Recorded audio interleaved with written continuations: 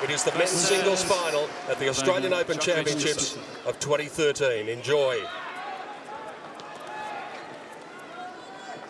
Ready, play.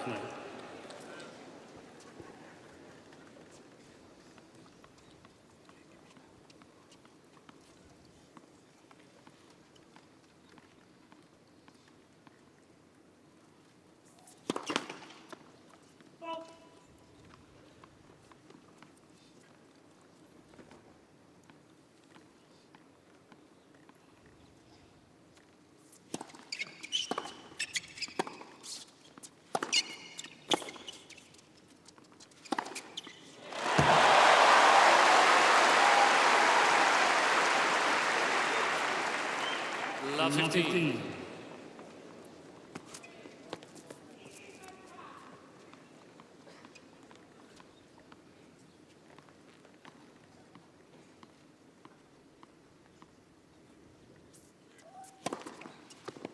Whoops. Bullseye. Just saw the speed of that first winner. 164. That is his very first ground stroke winner for the match. Yeah, it'll give him a little confidence boost.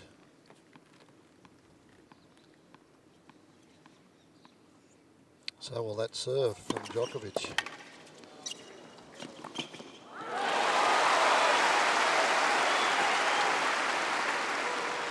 One of the most underrated strokes in the game, the Djokovic serve. Tried to change it a few years back. Got in a service coach, Todd Martin, and changed his swing. It didn't do him any good. Went back to the old swing, and it's been great ever since.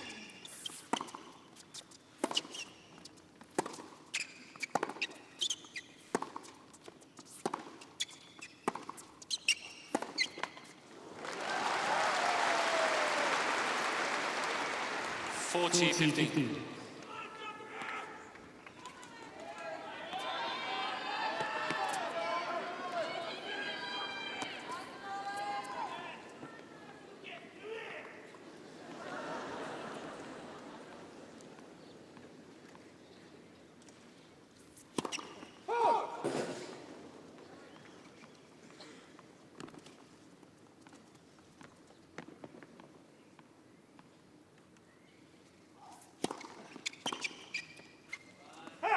Big sigh of relief from the world number one.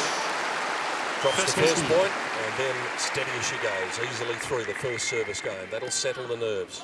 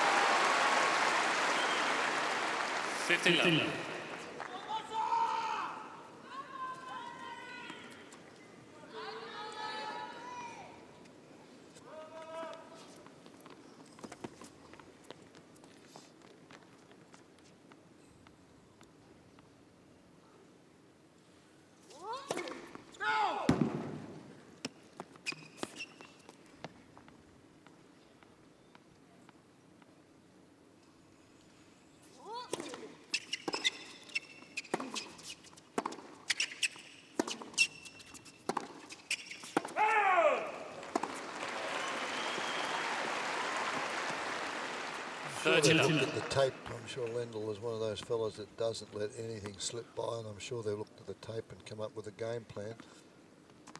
Interesting to see first few games if we can sort of pick out and see what it's all about.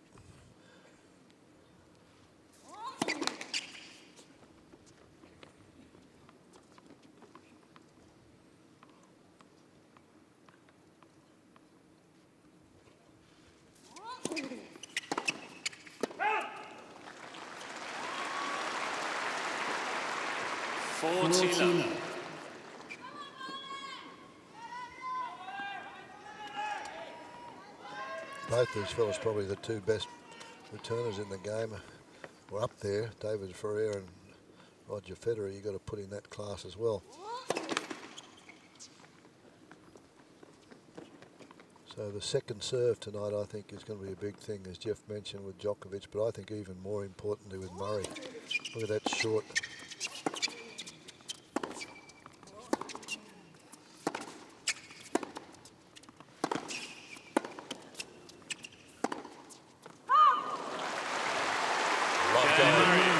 From Great Britain to begin with. Jeff, we saw a few instances the other night from Andy Murray of that volcanic eruption that is always just underneath the surface. It's something that we've seen a little less from Murray since Lendl has been in charge, but that's one thing he's going to have to do tonight, keep his emotions in check, because it will get fiery out there at times. Look, I think his emotional control has been infinitely better since Lendl came on the scene, and Lendl sits so impassively in the stand, and I think that's helped contribute to Murray's attitude. He knows he's not going to get any reaction from Lendl, so just focus and get on with it. I thought he did a great job against Federer when he served for the match in 4 sets, couldn't get it done, and refocused again early in the 5th. So the temperament is much improved over the last 4 or 5 months.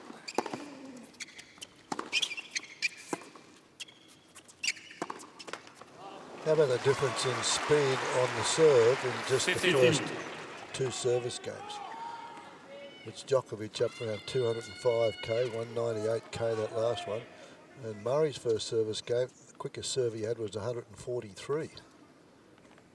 That's just like a second serve.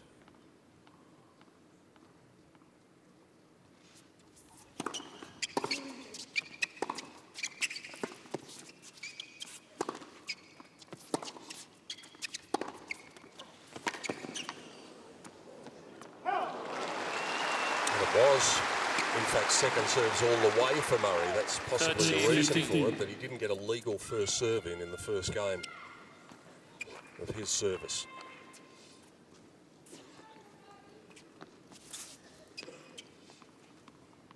Amazing how these boys just know. It doesn't matter how close that was, not out by much, but Djokovic just knew, never flinched.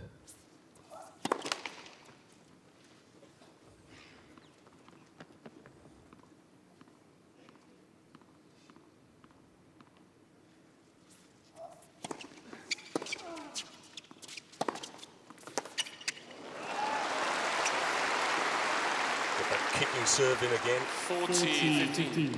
He's used it to good effect in this fortnight. As far as serve speeds go, Murray will have Djokovic covered by about 10 kilometres an hour with their quick delivery. Djokovic about 205, Murray up at 215, his quickest one for the championships.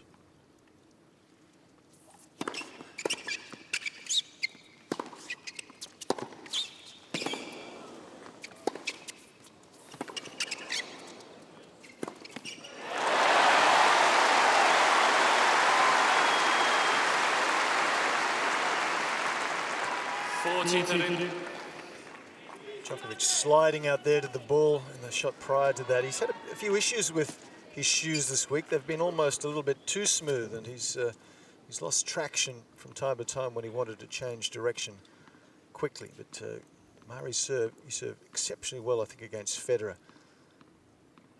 Considerably more aces than Federer. Murray's having a look. Umpire hasn't called the score yet. Murray's challenging the call on the left far side. Ball's continuing. Question remains as to whether that's a timely challenge or not. In it is. And so elementary service games for the first 3 of the final. Djokovic holds and leads 2 games to 1. 2 challenges remaining.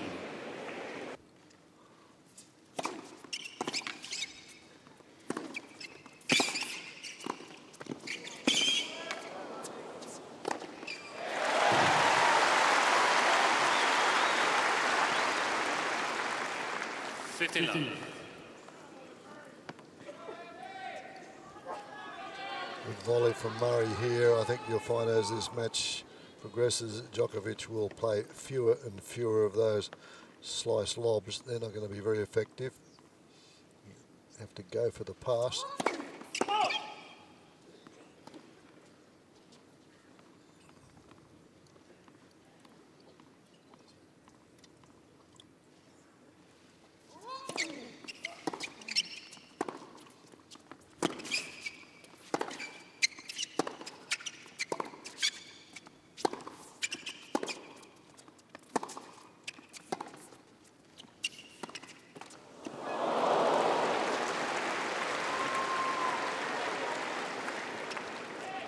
30. That's what Ivan Lendl is probably going to be looking like if his man is 6-3, 6-2, 5-1 up and 3 championship points. Or the reverse. Exactly.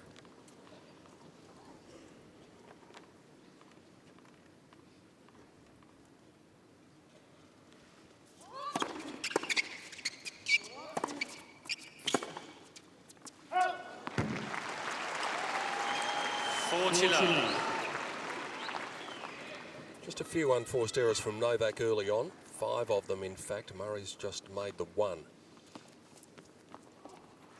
Well, Murray's not having any trouble on his serve, but he's only hitting 29% of his first serves in. That'll bring it up a little bit. He's now 3 from 8 first serves in. Hasn't lost a point on serve.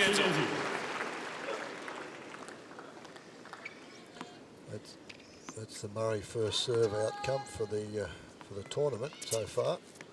So he's mixed it up very, very well. The unreturnables, 46%. They're gone down the tee a lot of the times. But look at that one on the deuce court, the one out wide. That's been a big part of his strategy so far in the tournament.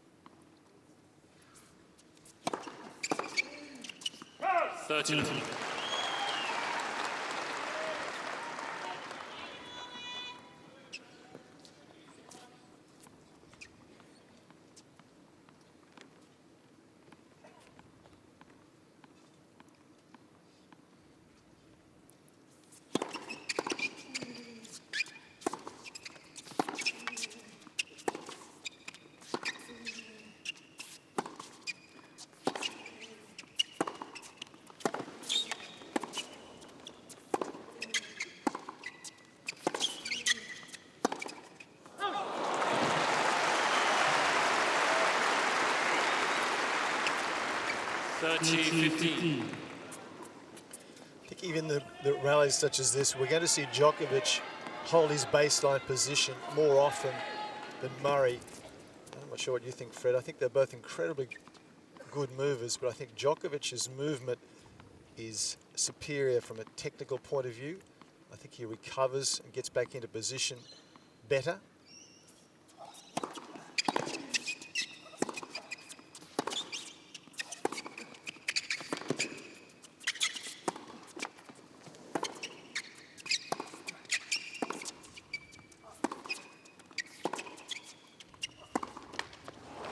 Well, I'd agree with that, and I think that both men on the run are the 2 best in the business as far as the running forehand is concerned. They both have enough foot speed to sort of get around the outside of the ball. This is not a good shot from Djokovic here.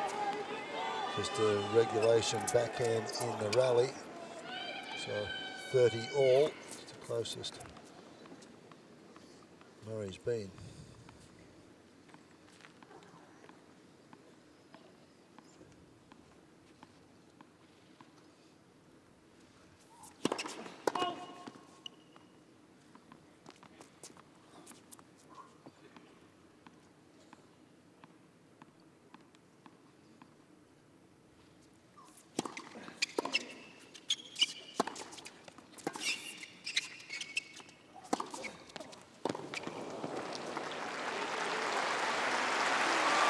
He didn't do enough with the return then Murray did. 30 all, second serve. He stood in, but he didn't time the ball at all. And from that moment on, Djokovic, again, they're right on the baseline, able to take control. And I think, as I mentioned at the outset, I think Murray, if he's to win this, has to be very courageous and go after the Djokovic second serve whenever he gets a chance.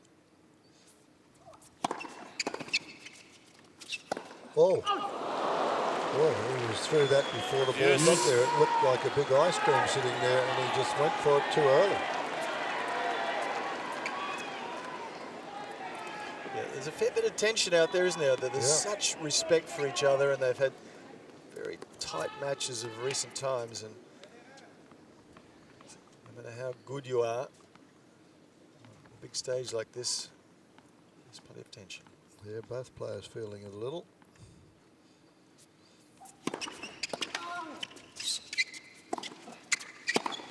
Well, that was a big chance. You can see Murray disheartened there because again, that was a pretty wobbly drive volley. He didn't get anything on it. And it goes straight back to Murray down the middle of the court. Murray's got a good crack at this.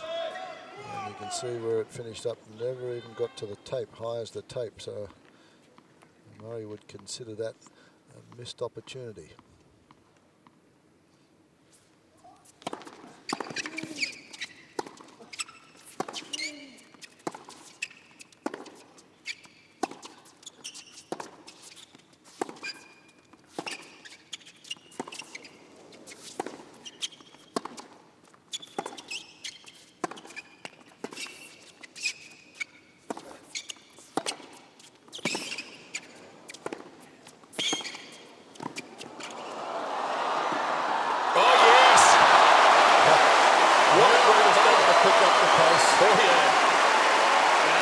Down on the accelerator now. Novak had to work, but he did it with a flourish to hold his serve and lead 3-2. Djokovic leads 3-2. It was interesting, Peter, that and Fred, that Murray won the toss and elected to receive first, and either he did that because he felt he was a little edgy, or perhaps his shoulder was maybe a little stiff from a long match with Federer. We don't know, but it's unusual, I think, at this level, such a big occasion, that you wouldn't want to get away to would start by serving first, but only he knows.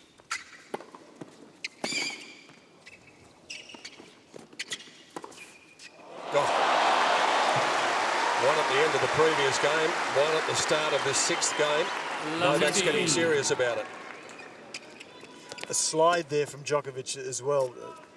As you mentioned, so many players now do as Djokovic does. They wear shoes that will allow them to slide on the hard courts, but you've just got to make sure they're not so smooth that when you want to grip and change direction, that you will grab. I think that's an interesting point, Jeff, and if you listen to the noise that his shoes are making, it's very different to the ones that caused him a lot of problems the other night. Well, that was just the off-pace second serve at 124.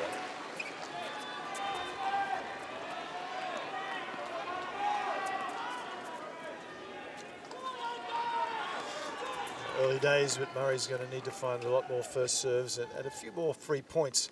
Certainly got plenty against Djokovic, but against Federer, but up against Djokovic, it's a whole different quality of return.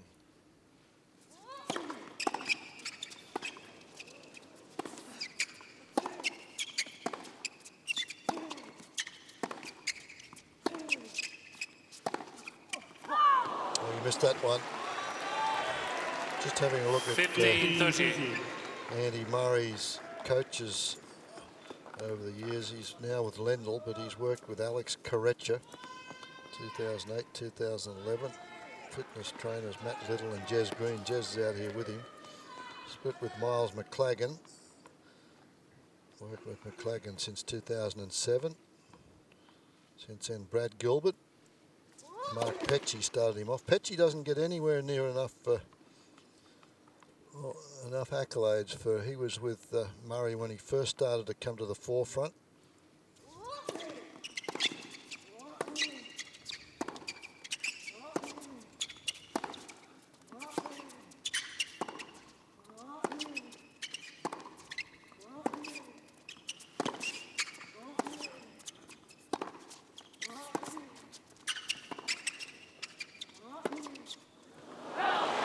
Movement to a new level, doesn't it? Djokovic throwing a slice in there and taking the pace off the ball. 15-40.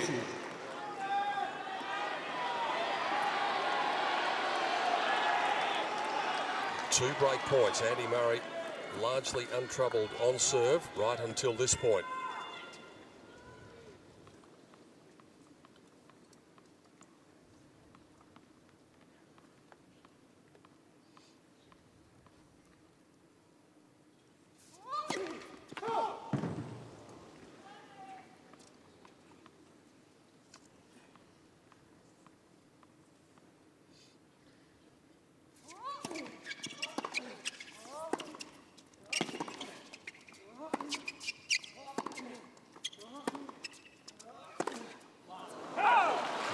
bad one because that was a very short forehand from Murray, a little nervous forehand. That one was 30-40. not a lot of pace on it. Djokovic tried to create something.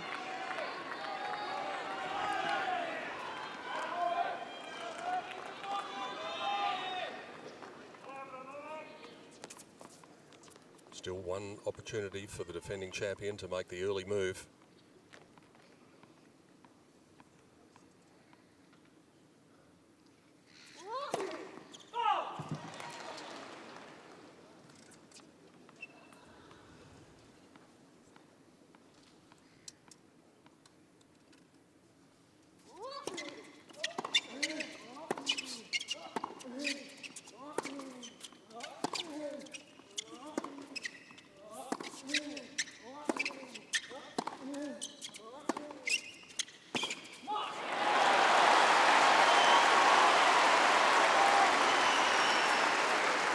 First real test, isn't it? Juice.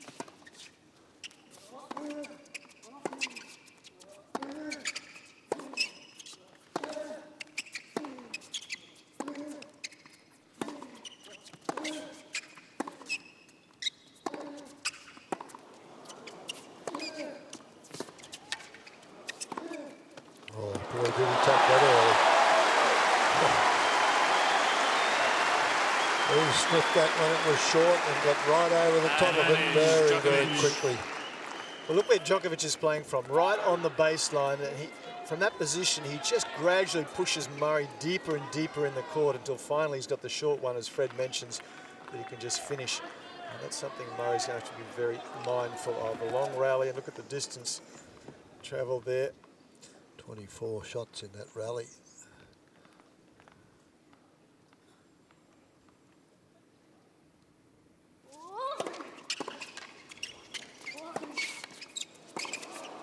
There's that slipper game from Djokovic that we've seen so many times this week.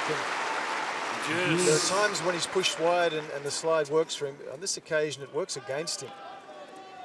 He slipped. It cost him half a step, cost him the ability to get there to play the shot.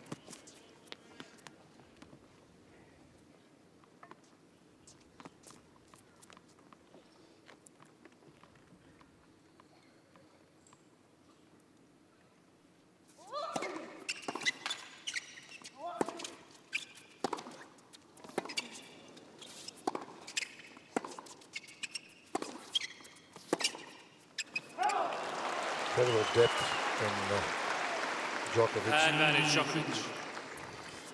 It's early days, but Murray certainly needs to improve that first serve percentage. 41% at the moment, so he's having to win his points, toe-to-toe battle with Djokovic, and that's a tall task. On the other side, Djokovic is at 80%, 79%, 4 out of 5. Big difference. Break point number 4.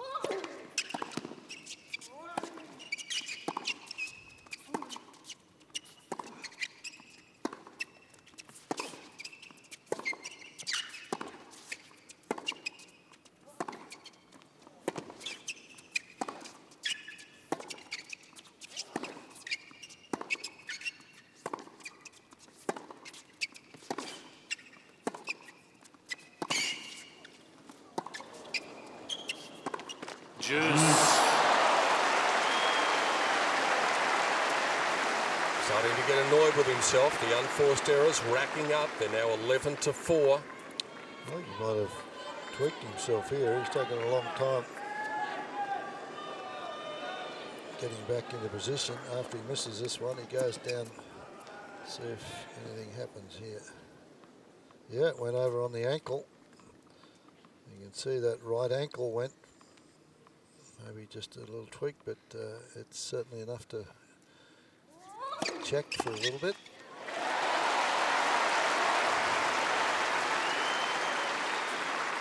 Advantage Murray. This could very well be one of those sliding doors moments. Andy Murray's just fired in his quickest serve of the match at 2:11. Has withstood 4 break points.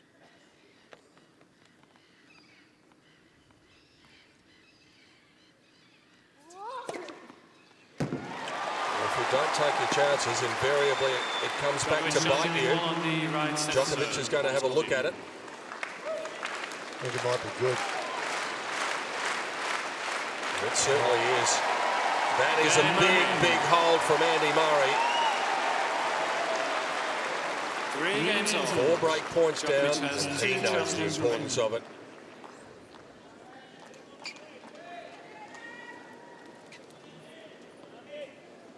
Well, at this stage, Jeffrey, I think Djokovic is the cleaner hitter of the ball. I think Murray's wrapping it around the frame a little bit, but he's out there and he's survived despite the low service percentage.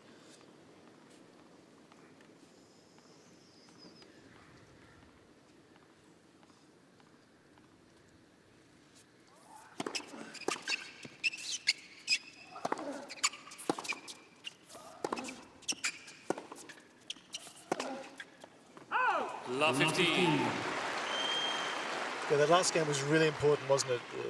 Murray, very few first serves again, down break points, and Djokovic couldn't convert. That weighs heavily on you. Yeah, that could have broken the first set wide open. But now Murray has won the first point.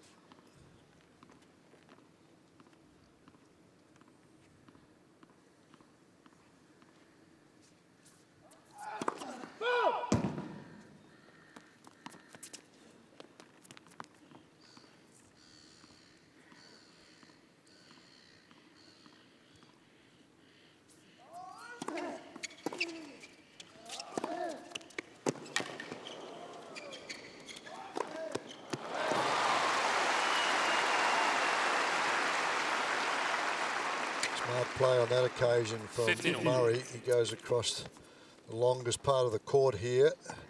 If he plays the angle from there to the back of the court, that's the longest part of the court. And good work from Djokovic. Look, he just moves the feet, gets underneath it, reaches up. Doesn't go for anything spectacular, just placement.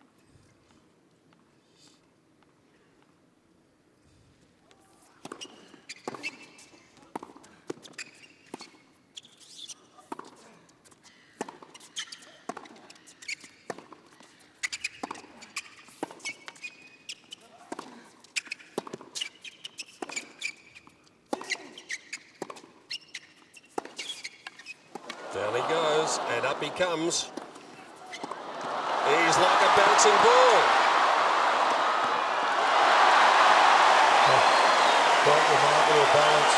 He likes that one. I think he's got to check the shoes out because he can't keep doing this all night. Absolutely. I mean, it's just crazy stuff. Not only that, it's dangerous. It's dangerous. Achilles tendons can be put under stress. It's just he's working under a handicap, in my opinion. Unbelievable effort to pick that one up and get balance, and then hit this. There we see him go down. But then he gets up and hits that two-fisted backhand. Again, eye on the ball. He's got to take care of that problem, though.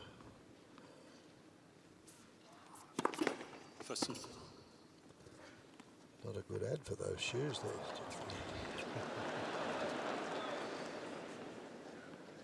Right now, he could care less about the product. No, he just wants it to work. not let him slip. Yeah.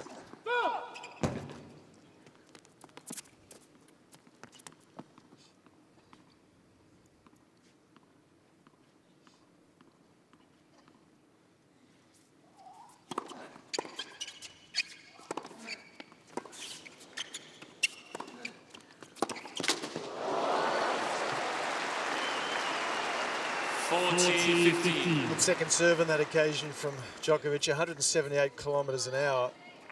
And I think we'll see the second serve speed pick up, and I think we'll see the returner of serves intention to attack the second serve pick up as well. So far, they've both been a little passive in that regard. That was 26 kilometres an hour quicker than his average second serve.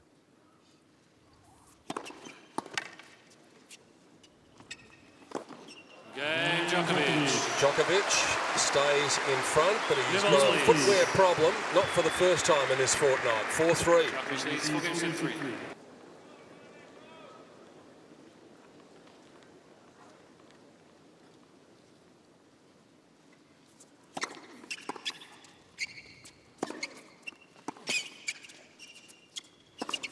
Love 15.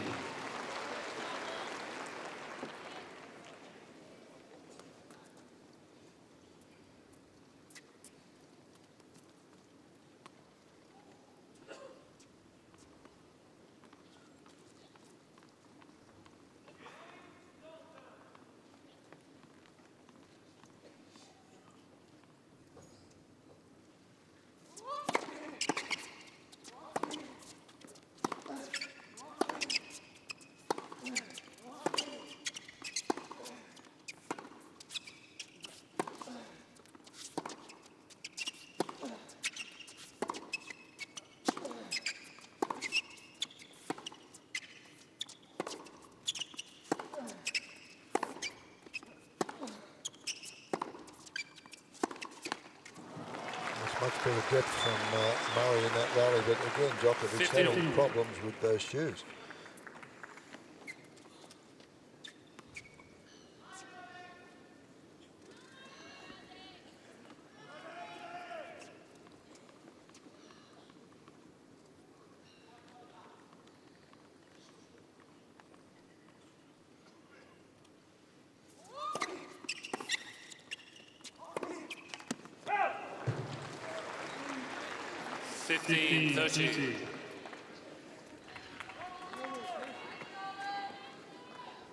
Just a few little mutters to himself. Yeah, not to himself. I think they're getting up to the players' box up there. I think he's having a bit of a... His mum's sitting up there, and I guess Glendale's there with Jez Green, and it's a good serve. 30.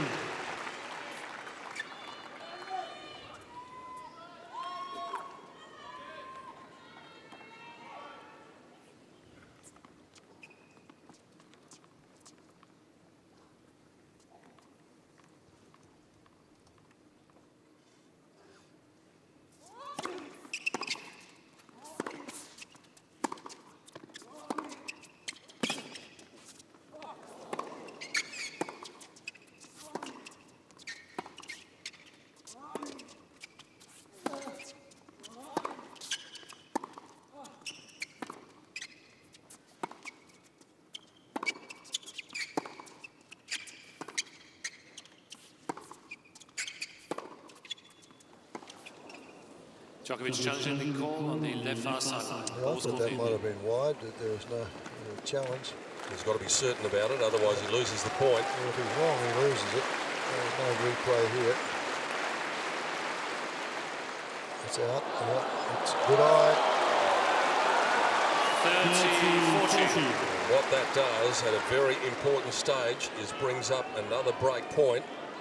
He's already had 4 of them, all 4 coming in Murray's previous service game. It's a gutsy stop though, isn't it? Yeah. It's funny, I don't know whether it's tension or not, but he's breathing more heavily, Djokovic, than Murray is.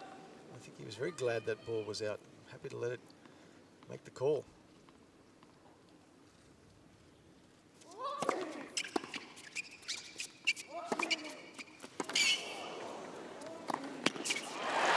Play back down the middle of the court. Djokovic is returning the Murray serve. But he just stretched out wide, just poking it back, because Murray has not served and volleyed once yet.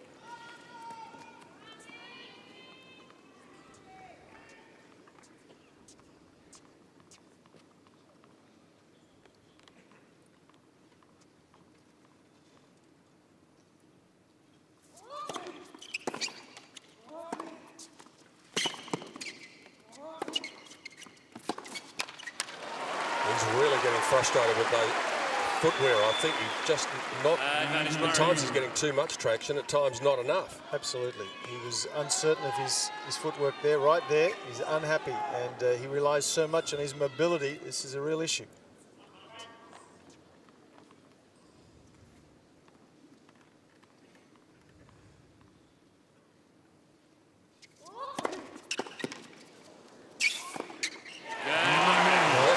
Slip from Djokovic, and yet again Murray sees off break point. You can see it in the screen, but Djokovic really gesticulating to his support box that he's not happy about. Exactly your point, Peter. Here's that reaction you were talking about, Jeff.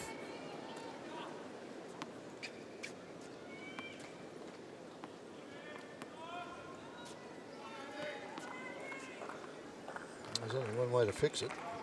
Change them. Change your shoes. You can't get any worse, I wouldn't think.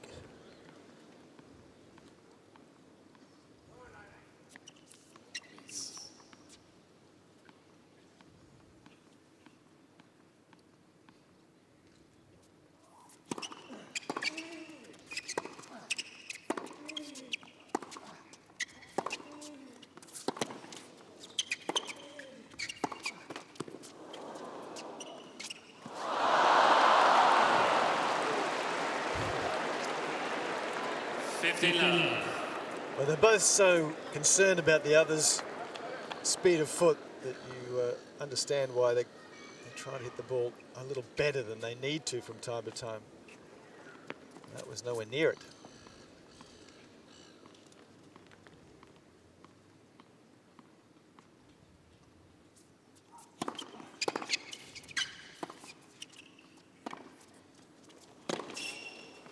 That's a very good slice backhand from Andy Murray, because you can see it comes across the flight of the ball, and as it bounces it keeps going further and further away from Djokovic, and he's got to move that extra half a step to get around the outside of the ball.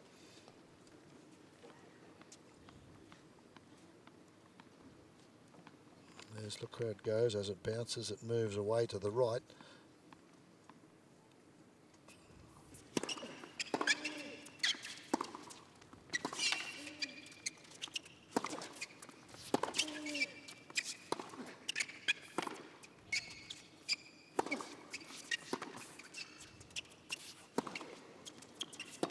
Oh.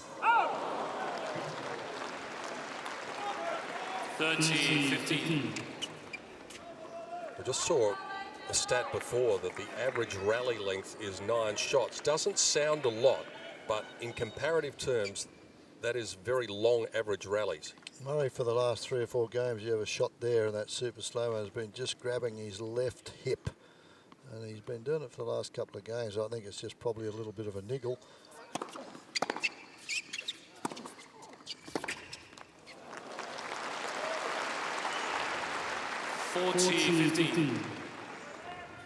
Just to reinforce that point we were making about the average rally length, both of these players, their average rally length coming into this match was 5 shots, so it's basically double.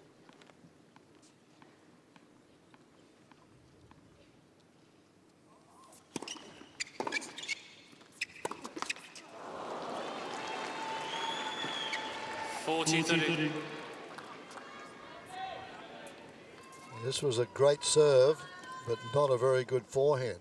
He's got Murray all over the place. There's enough room on the other side. Look how much room he had down the backhand wing, and he elected to go back. Didn't commit himself to it though, just sort of steered it back there.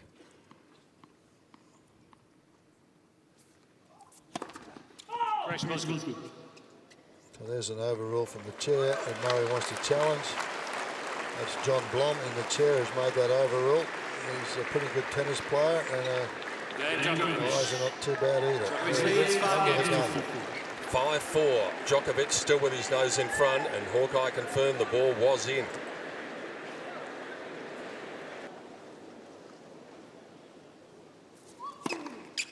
It's incredible over there at the square there, because I walked by there after lunch this afternoon. They've got deck chairs. They take out deck chairs. They've got the picnic tables. It's a great atmosphere. It's fabulous. All 3 too. The restaurants around there are very happy to have that big screen there, I'm sure. One of Melbourne's iconic places, Flinders Street Station, diagonally across the road there. One of the great meeting places of the city of Melbourne.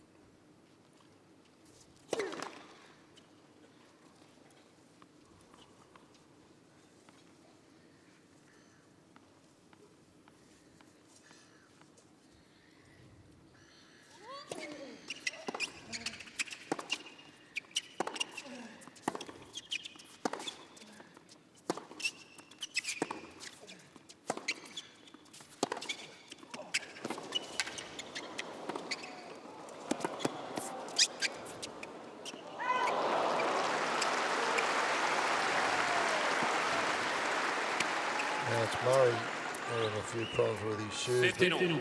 The way these boys play, they have to stop and prop, and the toes move up into the shoe, and it's not easy. That's why they get a lot of blisters, and tennis players' toes are not the prettiest things you would ever look at.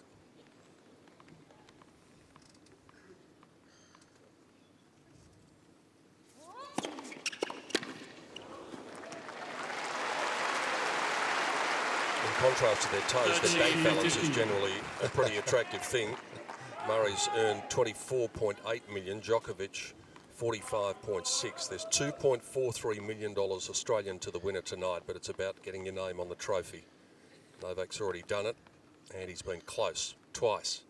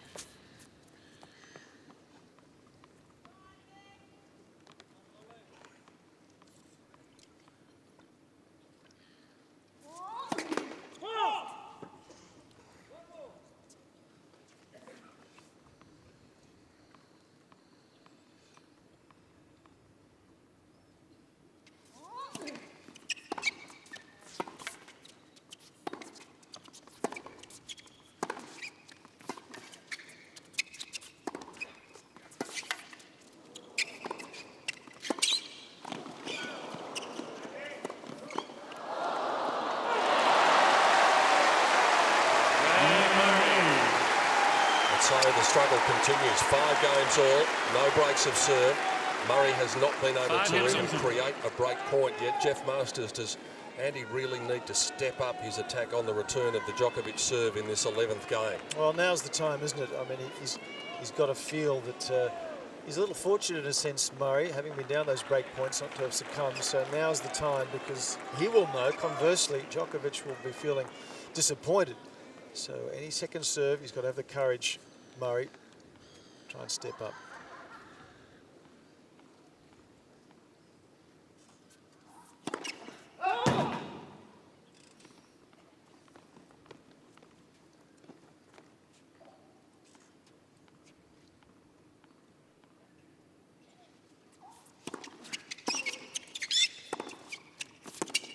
Off the line. Well, again, that second serve, 6 out of 7 he's lost on second serves. So as you pointed out, he's got to be a little bit more aggressive, because once he gets in the rally on that second serve, Djokovic is in control.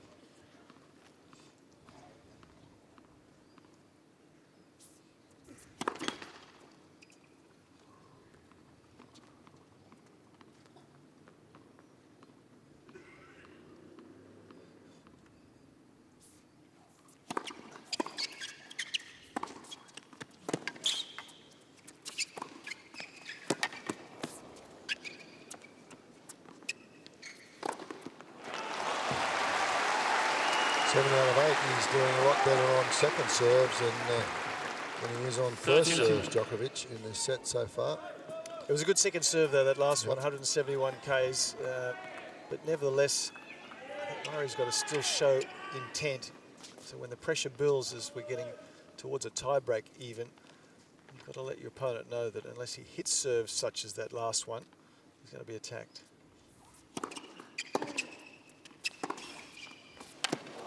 Just stepping it up a bit as the business end of the first set arrives. 40.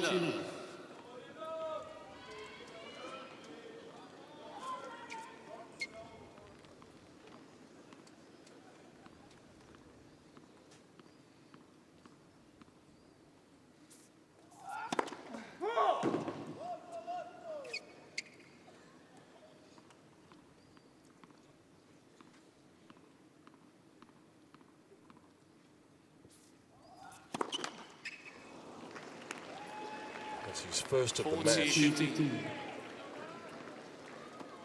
The only time he's really transgressed double fault-wise was against Wawrinka. He had 5 in that match, but of course it went 5 hours and 2 minutes, so that's an average of 1 an hour. That's not bad.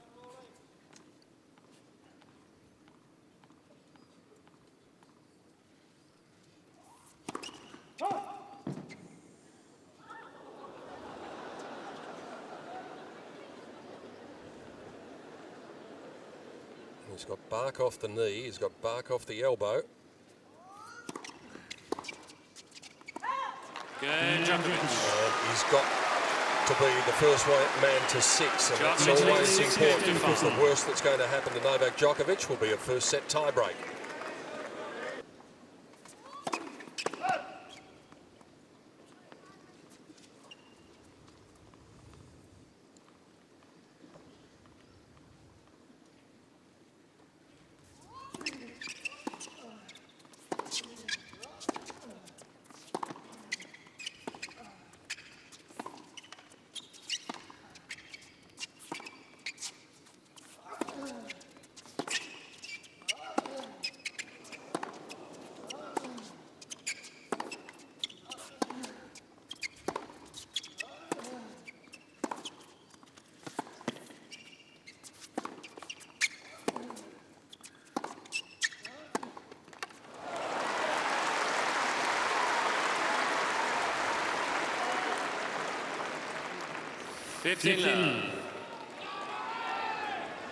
It's been so mentally resilient and strong over the last couple of years, Djokovic. It's surprising to see him really disconcerted as he is. And good signs for Murray. Murray will be very much aware of Djokovic's unhappiness, and it certainly seems to be still about his mobility. His problems with those shoes.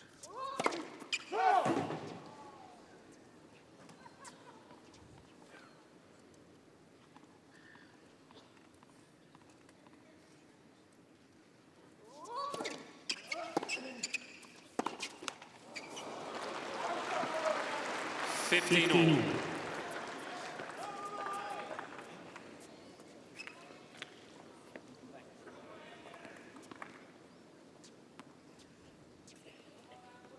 seem to have much support in them, do they, out there and around the ankles? They're normally the tennis shoes a little bit higher, back of the heel. Almost look like cross-training shoes. Yeah.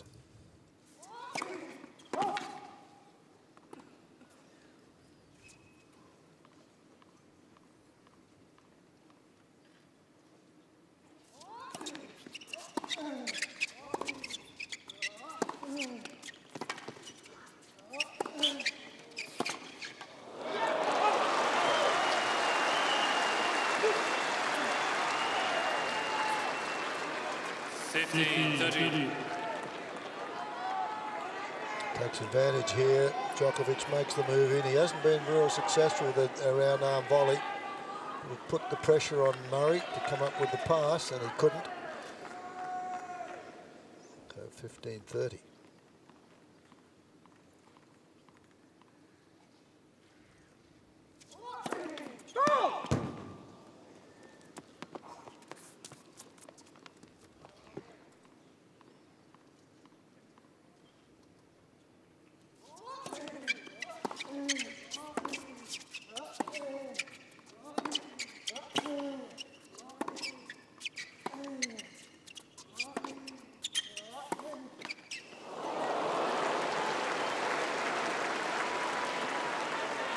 30-all. No one's really gotten out of their shell yet. Either player. They're both playing very conservative tennis. A lot of tension. No one's really been prepared to take the match on as yet.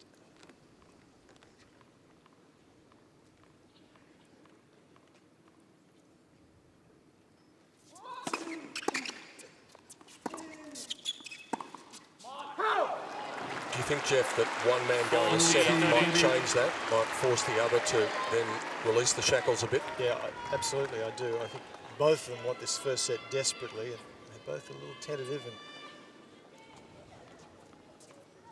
certainly quite conservative. Just about an hour of play. And just about into the tiebreaker.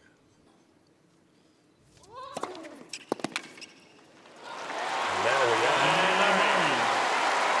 In percentage terms, their career tiebreak record favours Djokovic. He's won 62.4% of his career tiebreaks, 136 of 218.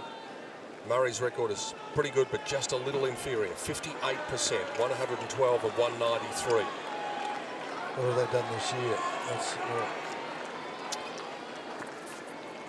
This year, Djokovic has only played one tiebreak and lost it. Murray's played 4 and halved them.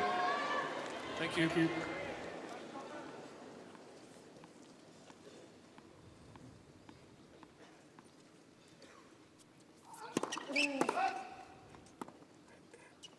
Head-to-head, though, if that counts for anything, Murray leads their tiebreaks 5-3.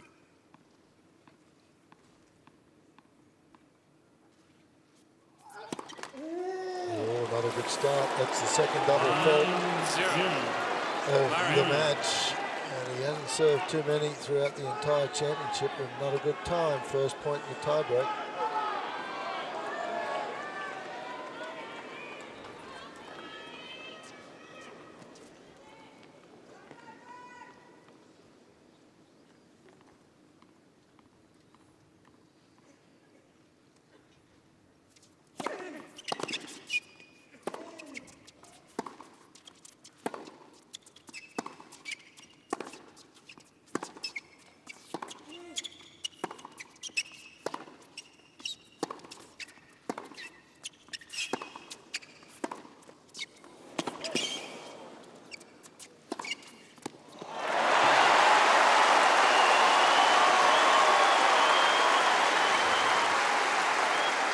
The entire player box applaud that one except Lendl.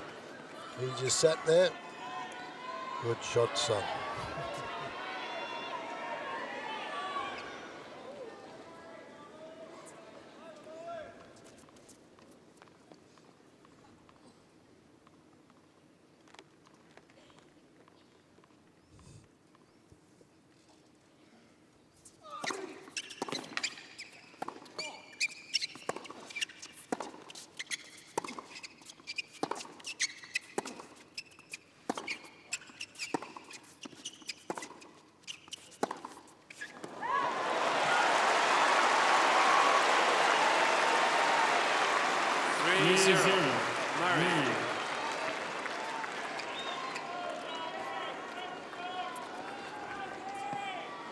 Just came up out of the shot marginally, did Djokovic.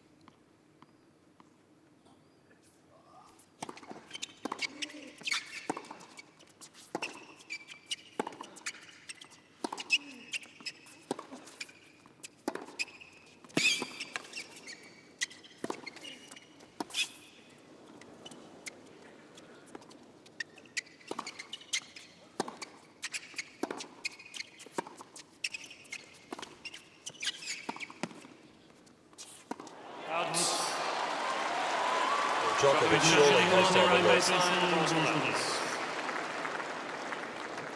Just watching Djokovic though in isolation, he's tiptoeing around the court as if he's on ice. He has no certainty with his mobility at all.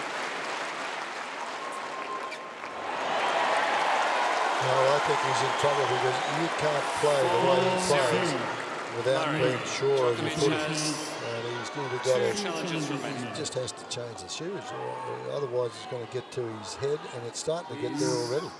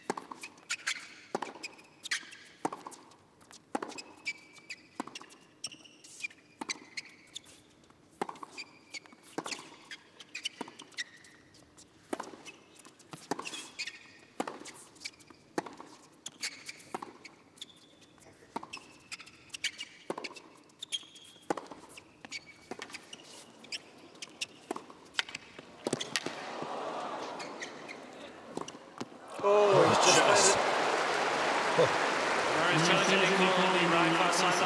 Oh, it's a crazy challenge, but it's probably worth it. He's in the tiebreaker. He's got a few challenges left, but this one's well in.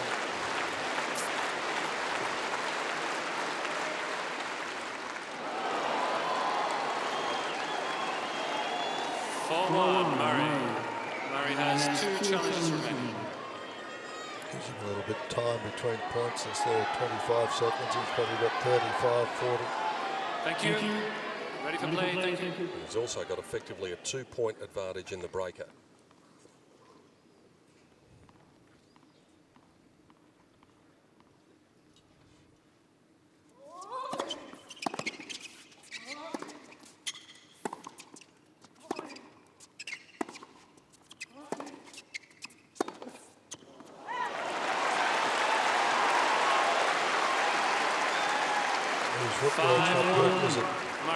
Wasn't in position for that forehand.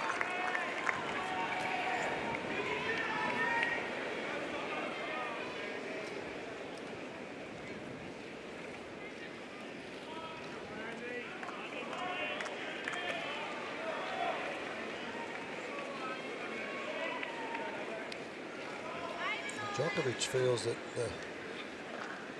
coming into this tournament, he was pretty confident. That he's been playing that well, that he had a shot at winning the Grand Slam. If he could get a start by winning this one.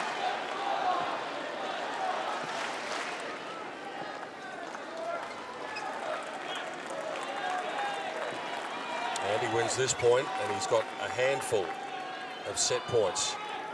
Please.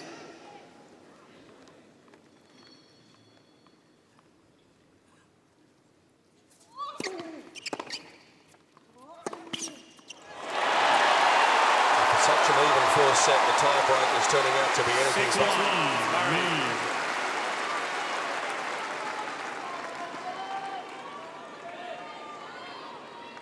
Djokovic having had 5 break points and unable to capitalise on them. He's got issues with the footwear, and he's got an opponent who is growing in confidence by the minute.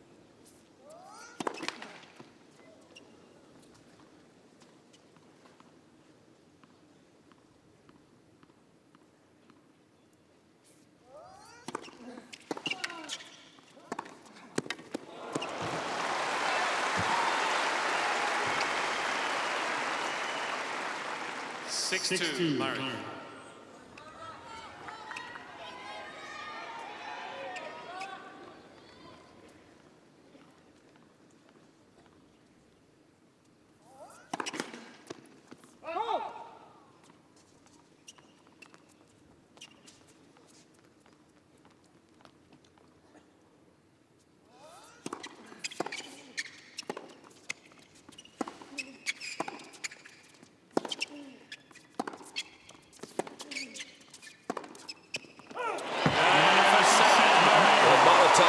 minutes to break the deadlock, but Andy Murray's done it. Novak Djokovic has got a problem. Now Murray, the third favourite in the final.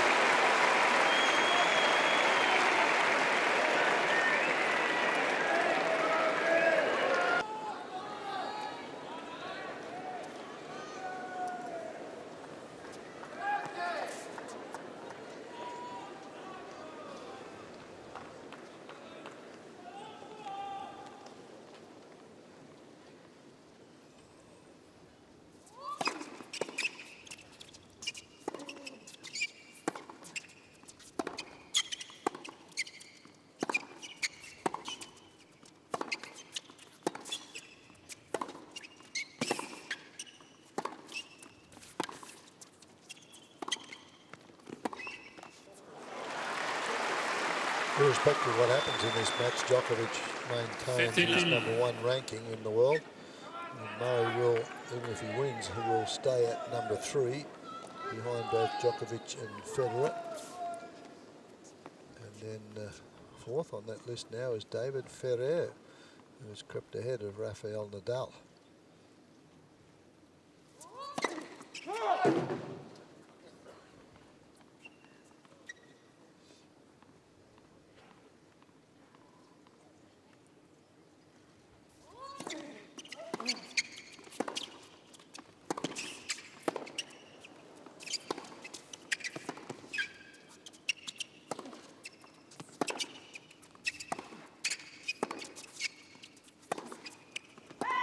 He just raises his hands in anguish. We talked about the number of unforced errors that Novak Djokovic made in the first set, 25 of them. That was exactly the same number of unforced errors that he made in 2 hours and 31 minutes in the quarterfinal against Thomas Berdych, which went 4 sets.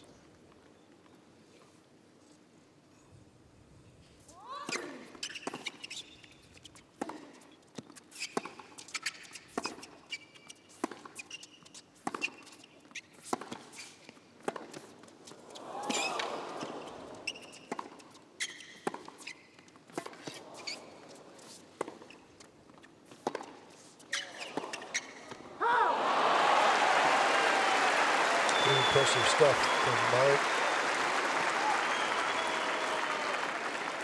40. This one here, beautifully struck, and it forces Djokovic to go for broke.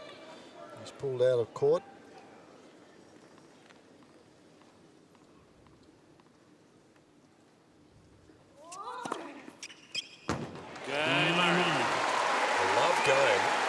Djokovic just blading the racket at that one. And things have changed dramatically here after the arm wrestle that went on in the first set.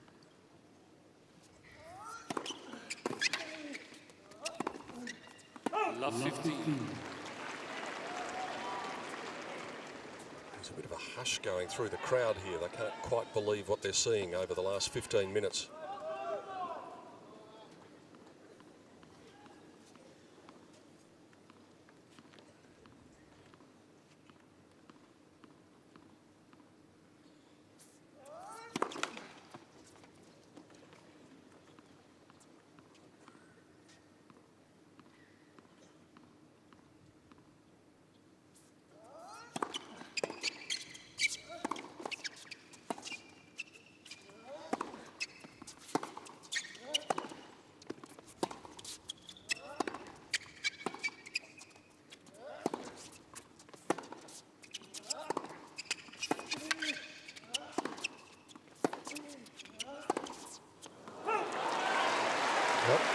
Can't go down early here. This is in big trouble. Love 30, opening game, second set.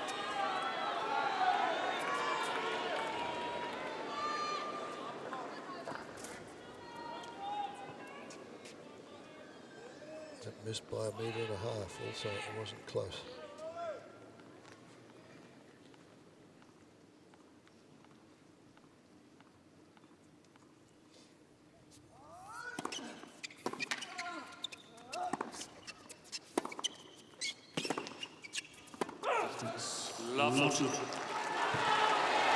This is incredible. He's not there at the moment, Djokovic.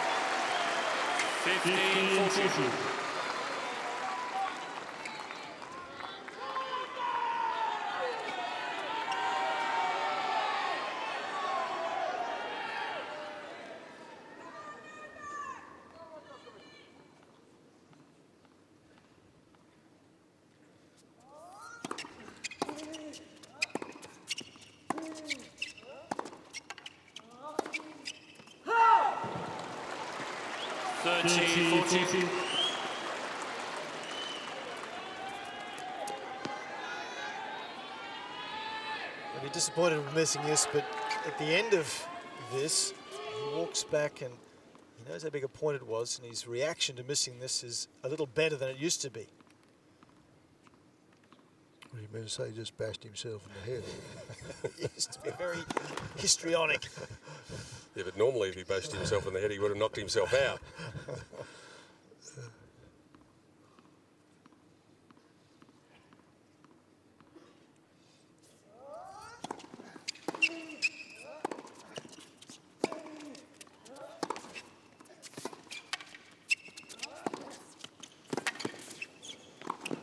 That's better defensive stuff. That was a huge game for Djokovic.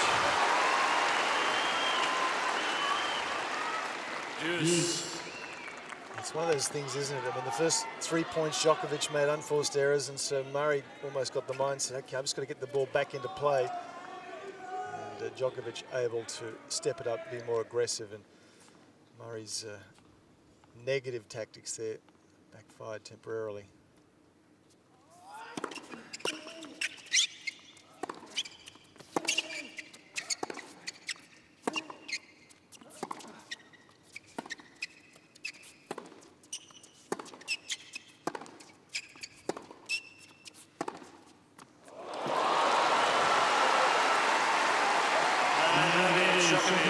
Winner number 16, 6 more than Murray. So is the Scotsman going to be the one this time who will rue missed opportunities? Remember, he came up with an enormous hold of serve in the 6th game of the first set, which changed things dramatically.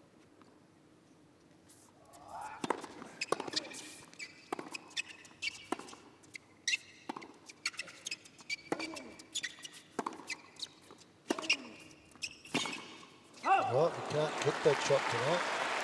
He's not there, not in position.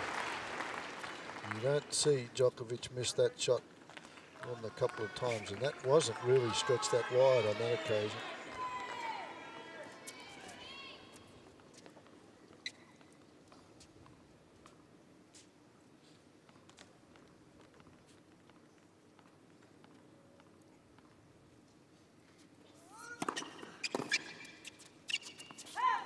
Advantage, Djokovic.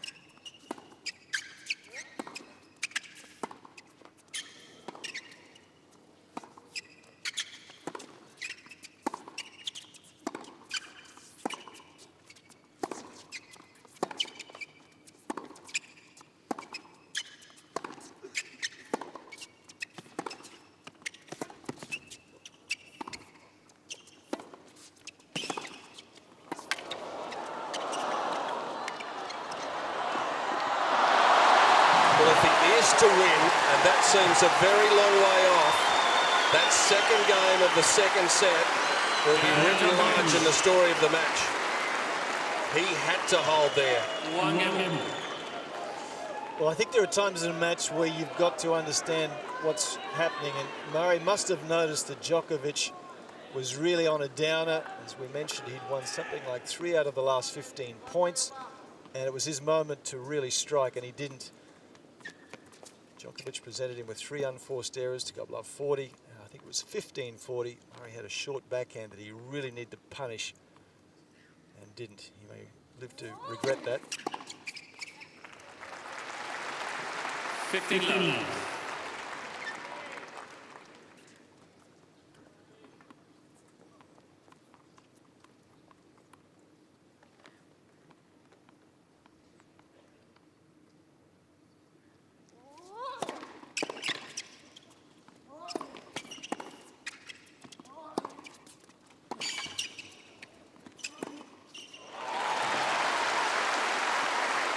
Well, that brought applause from Djokovic, so this match played in a pretty friendly spirit. Murray caught his man here on and takes this short ball, and it was the forehand that set it up. Djokovic applauds that effort. See that return very short.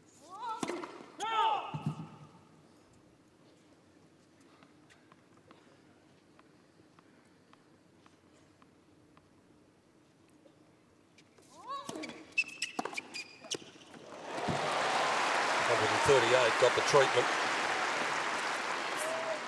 13-15. Yeah, this one very short. You could see Djokovic a metre inside the baseline. That one bounced up nice and high for him.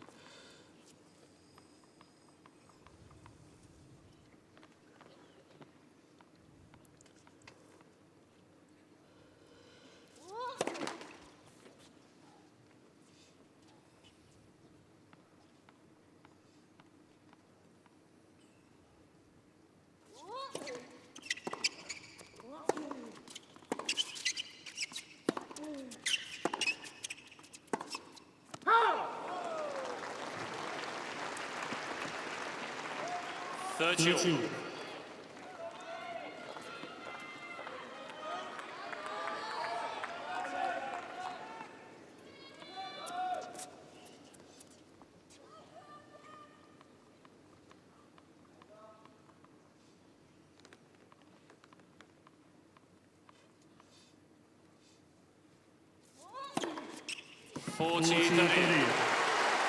Oh, the big guys can come up with them when needed, and that was a must-have point for Murray.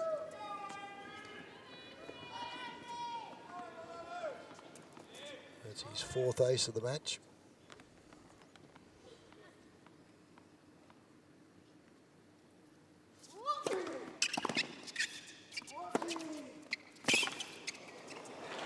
Murray gets the hole, but he might be more concerned about what happened in the previous game where he had 3 opportunities and squandered them. And so we're on serve at the start of the second set.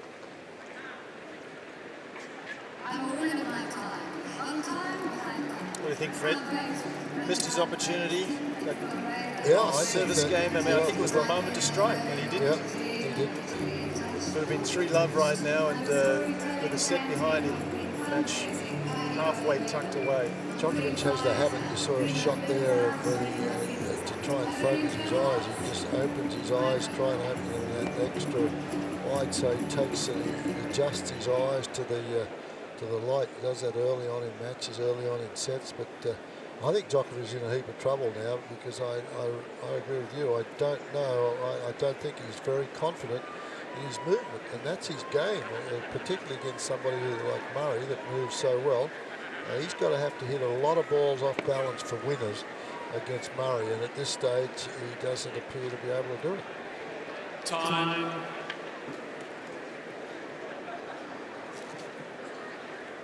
The beautiful city of Melbourne, across the Princes Bridge, down the Yarra, and just a kilometre or so away, that great sporting precinct with the Melbourne Cricket Ground with the light towers on your left, and Melbourne Park, the home of the Australian Open Championship, and in particular a packed house at Rod Laver Arena. Look at that, 15,000 in on a beautiful night, and what they're seeing so far is every indicator that Andy Murray might be able to get his name on the trophy for the first time down under. But one of the oldest sayings in sport is never write off a champion, and this man fits that bill.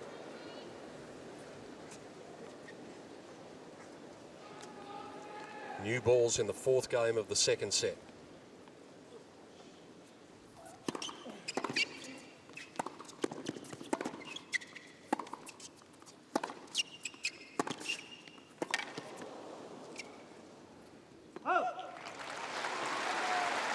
That's the type of shot I was talking about. That's the type of shot that he has to be able to come up with. Djokovic against Murray on the full run, balanced, and he's got to be able to strike. And up until this, well, he's down love 40 in the last service game. He's missed most of those. 15. The good news, though, is that he's putting it out of his mind. He's attempting to just forget about it. It was certainly on his mind at the end of the first set. Right now, he's trying to just get on with it.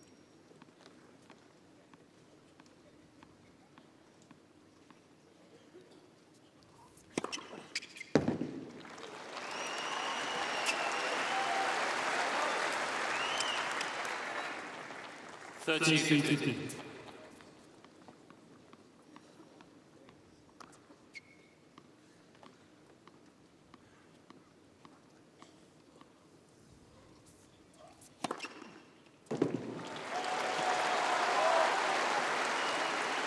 40-15.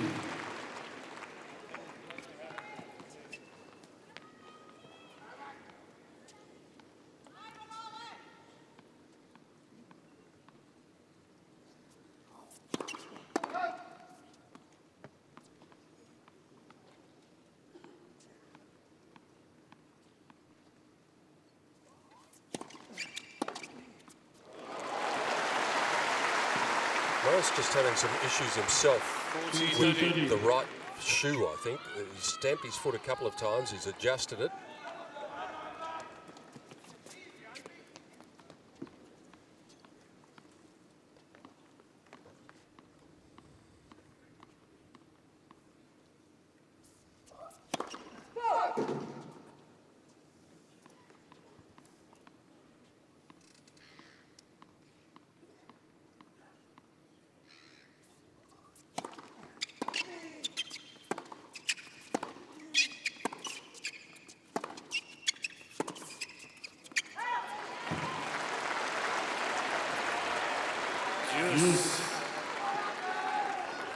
If you trawl through the respective Grand Slam records of these players, it'll tell you that Murray is a very good front runner. When he wins the first set, he's 89-6.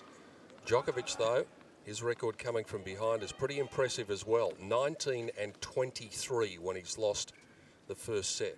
So they're not bad numbers.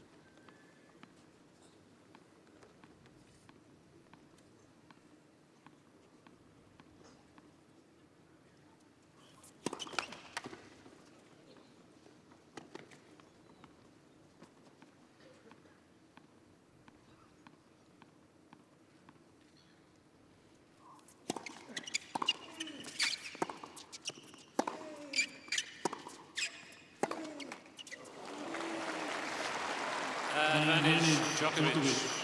Again, an opportunity for Murray there. That was not a difficult shot for him. See him falling sideways, didn't go forward on the ball. You can see the disappointment there. The shots that Jeff was mentioning. If you get opportunities against these guys, you're a set in front. It's worthwhile taking a couple of risks. Cain, Djokovic. Once again, tested, taken the deuce. 2 games on.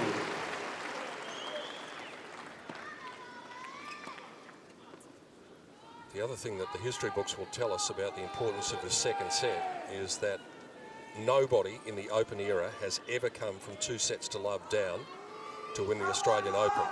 It hasn't been done at Wimbledon, it hasn't been done at the US Open in the Open era. It's been done 4 times at Roland Garros. Ladies and gentlemen, please don't call during play. Thank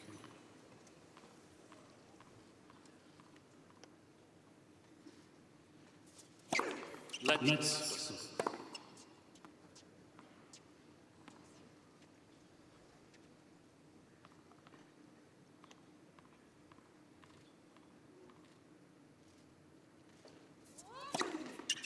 $15 love.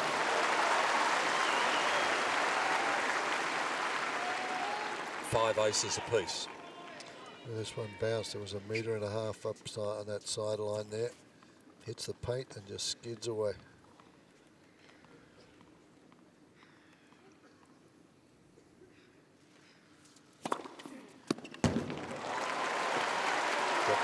having a good look. Djokovic challenging the call on the left center. Ball's called. I don't think Murray is all that happy with the timing of that.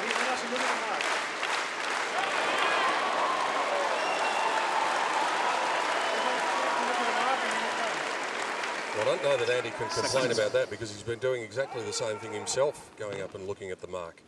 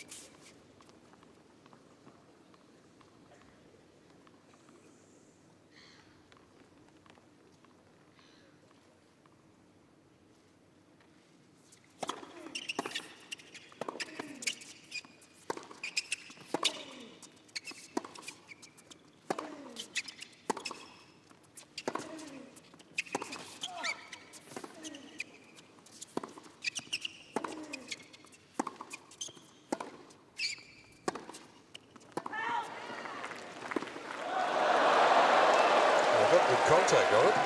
Really kicked it out of the stadium.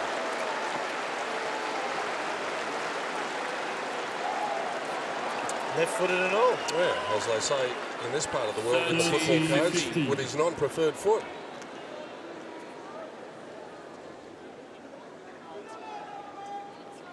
Maybe left-footed. Please. Laser ready, thank you. I suppose you could be left-footed and right-handed, couldn't you? I am. You're just unique in every Yeah, sense. exactly. Very ready. I could kick a ball with my right foot to save my life.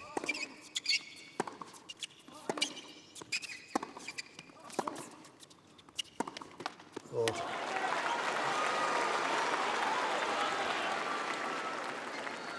No, the signs here is not good for.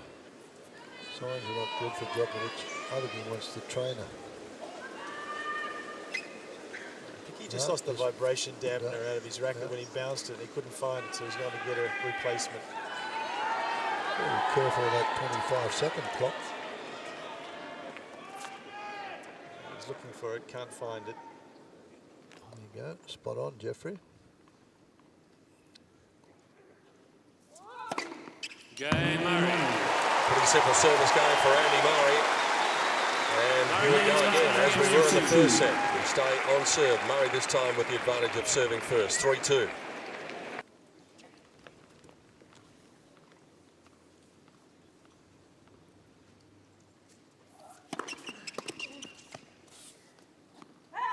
$15.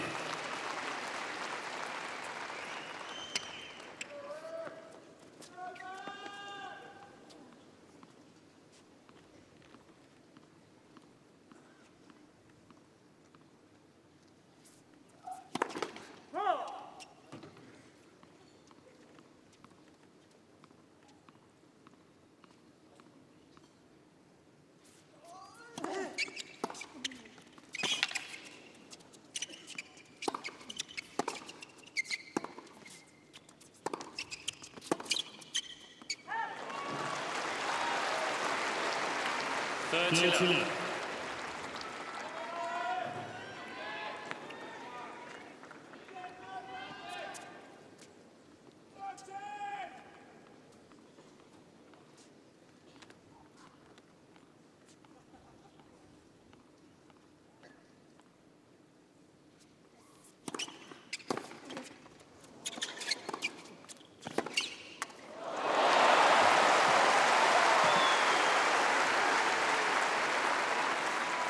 $15.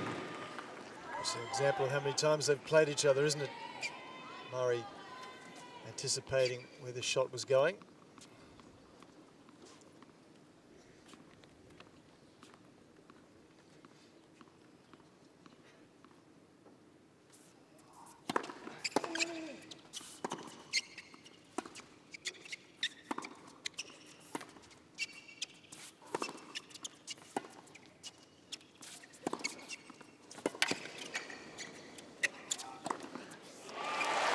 He doesn't miss many overheads. Very, very secure in that department.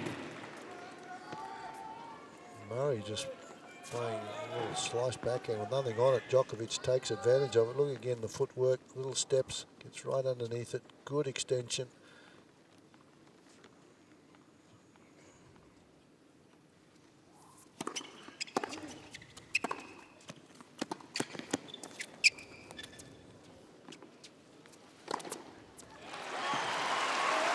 Just appear to be a few little signs that Novak Djokovic is getting his mojo back. Yeah, no question about it. I think since he got out of that first service game of his in the second set, he's really redoubled his efforts emotionally. And we've seen over the last 2 or 3 years how good he's been emotionally, how many times he's been able to extract himself from very difficult situations.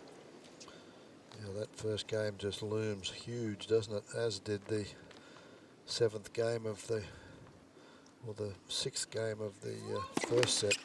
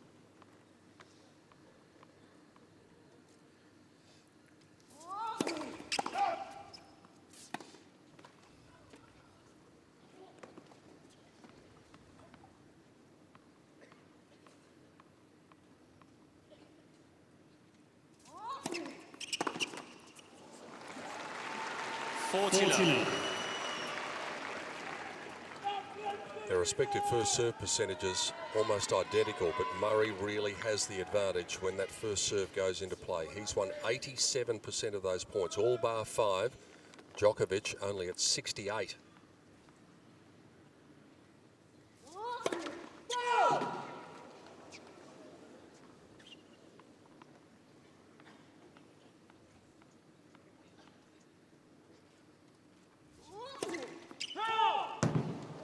Andy Murray does not double fault. That is his 3rd of the championships.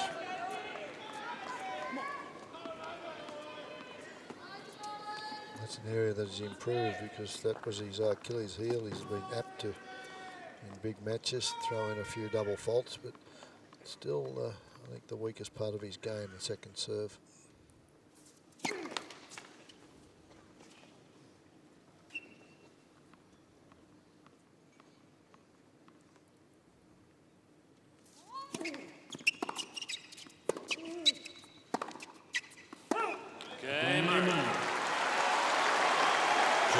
On.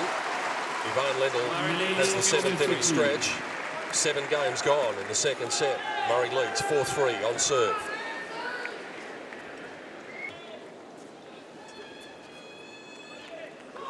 Does that mean the girls return serve better? Thank you, ready for play.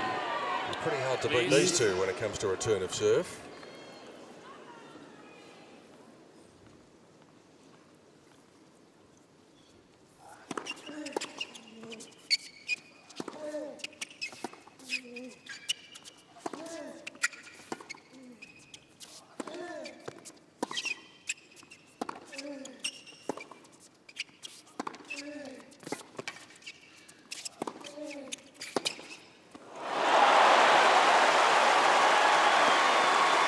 I was going to say Murray was pretty passive there, but that was not a good approach shot. Murray has plenty of time. Cross-court forehand, I think he's got one of the best in the business on the run. He didn't have to run for that one, he just had to take one step.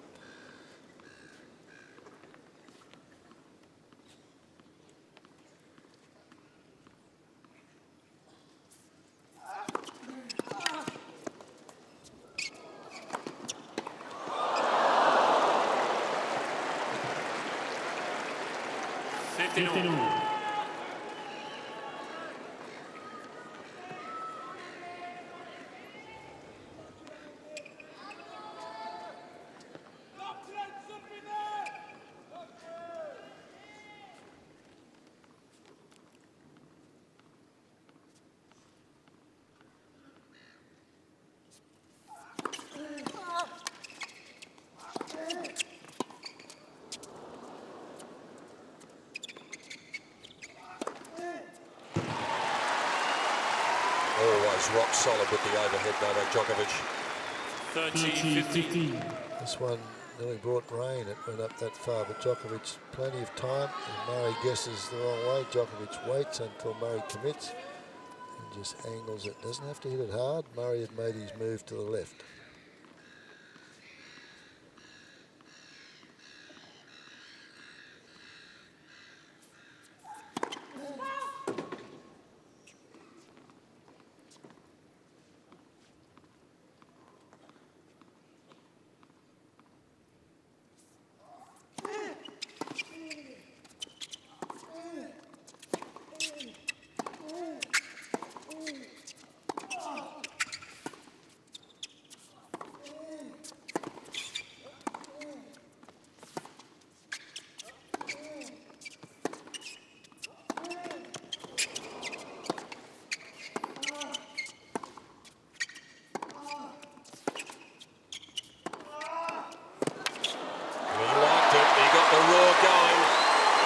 By the pump of the fist.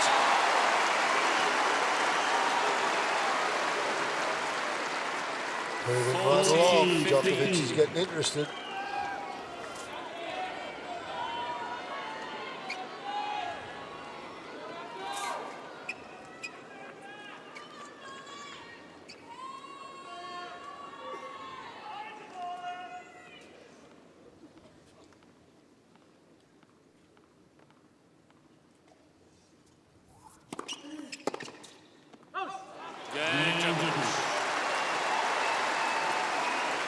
On and on it goes. As well as Andy Murray has played, he knows that he's going to have to be vigilant with this 11th game, and the way to do that is to get his first serve in. Look at that.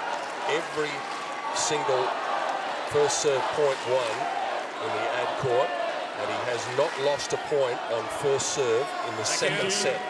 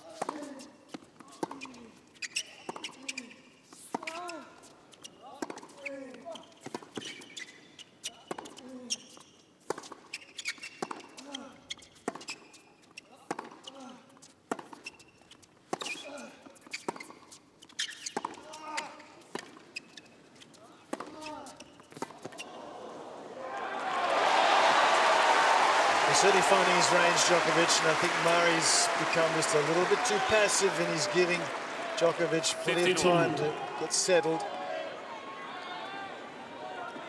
When he finds his range, you better be ready to do a lot of running.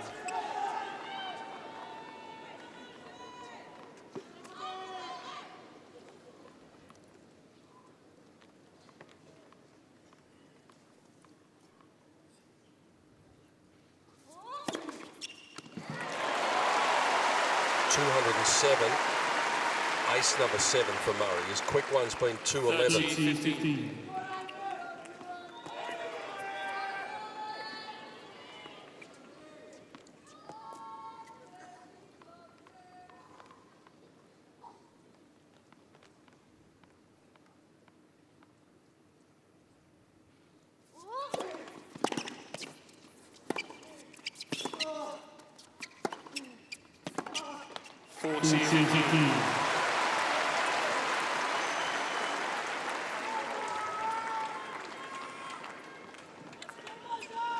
Djokovic complaining about the serve.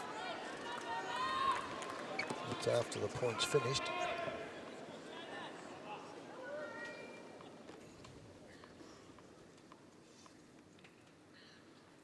He was right, Djokovic was right, the ball was a fault.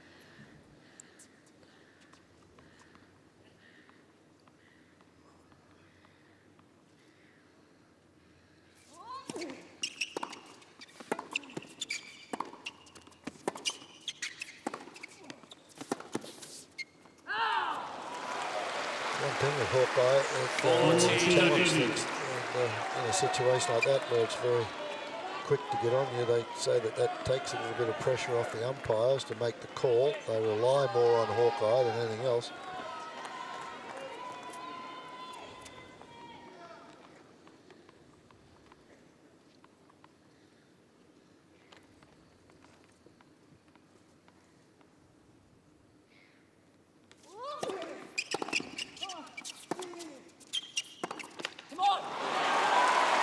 Just as Djokovic was able to do in the first set, Andy Murray is the first one to 6.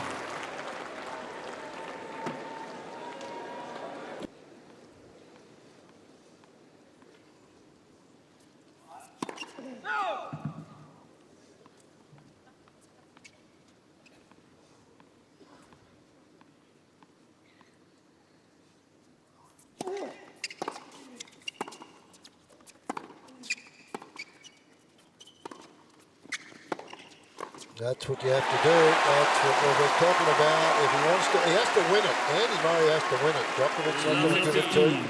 Puts pressure on here as he makes this slice back. It's a good one. It stays low. That one gets up high, and it's an easy knockoff forehand volley.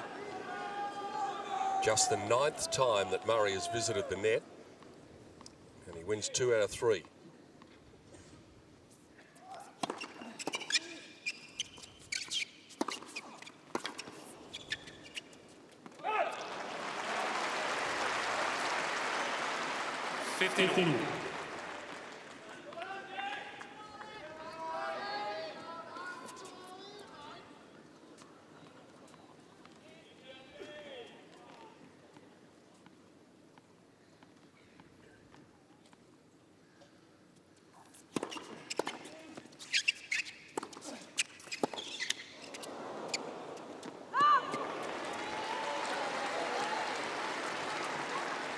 So I reckon that's a shot where Murray is at 1-all. He comes in, Murray's got a shot.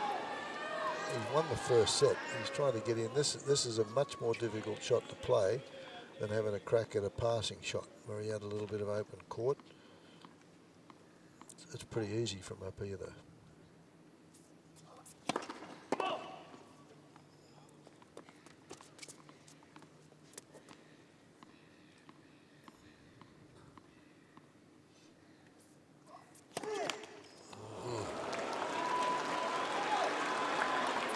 That's now 3 double faults for Djokovic. There's never ever a good time to come up with one of those. This is a particularly awkward time. Murray now just 2 points away from a 2-sets-to-love lead.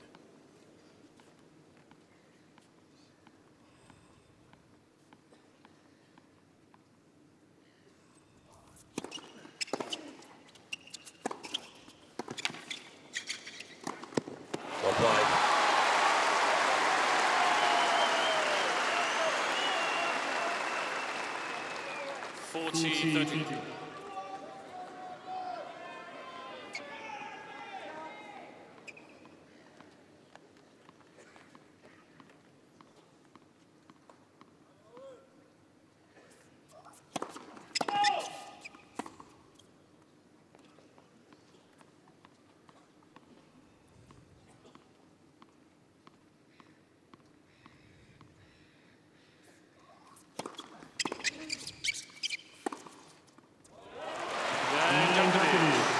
successive tie-break it will be then. We've been going 2 hours and 4 minutes. 6 Massive seconds left. implications on this tie-break. It goes without saying. Murray goes up 2 sets to love. Well, the task is not impossible, but it's getting close to that. If it's 1 set all, though, we'll start again.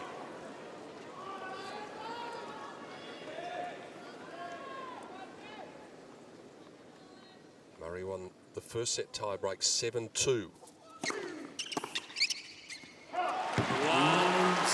Murray.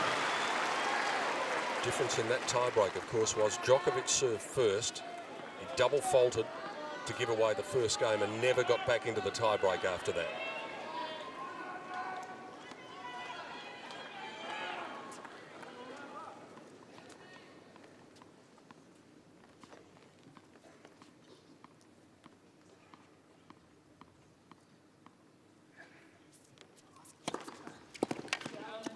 Murray's challenging the call on the centre serve. Ball's called in. Probably worthy of a challenge because you could see he was going to lose the point anyhow with the return, so why not? Yeah. Right, that was strange because he got the ball back into play. But it was Pretty easy knocked off. Yeah.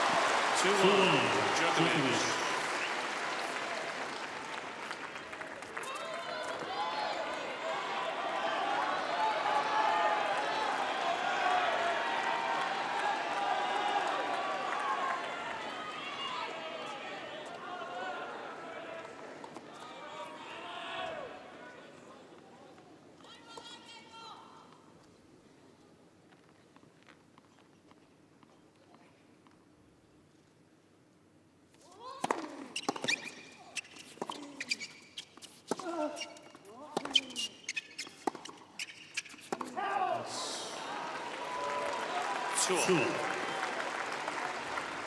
Murray, incredibly, still to lose a point in this set when his first serve's gone in. Quite amazing. Against the best returner in the business. Absolutely.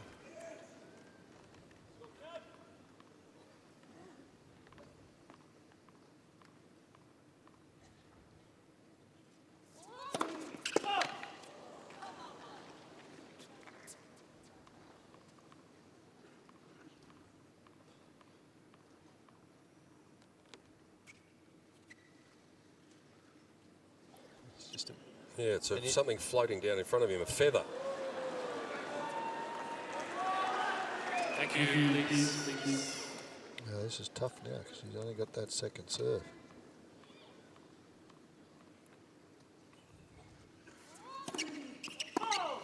There you go. What did I tell you? 3-2. Djokovic. A little bit of a feather floating down there. Could cost him the set.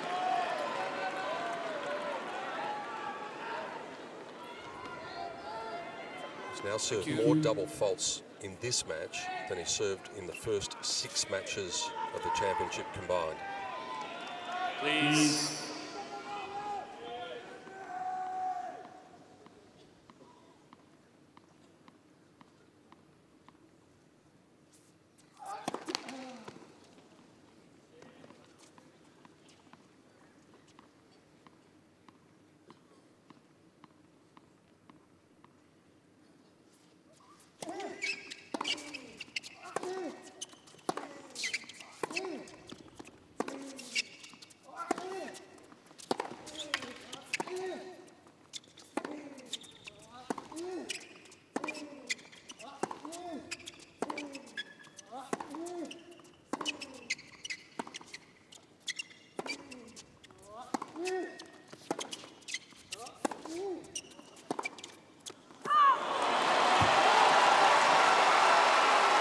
He's ready to explode.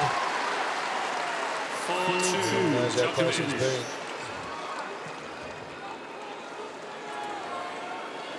Yeah, well, he certainly had a man who was out of sorts early in the second set. He didn't strike.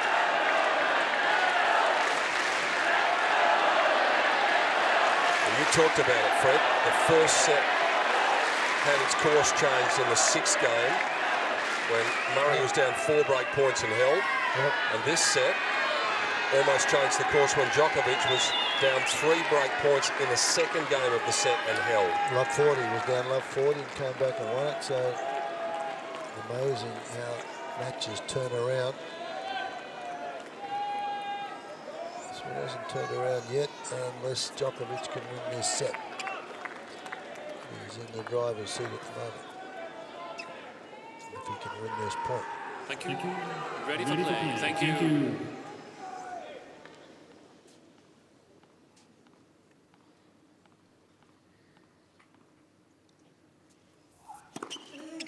That's the serve that we're talking about for the entire 2 weeks.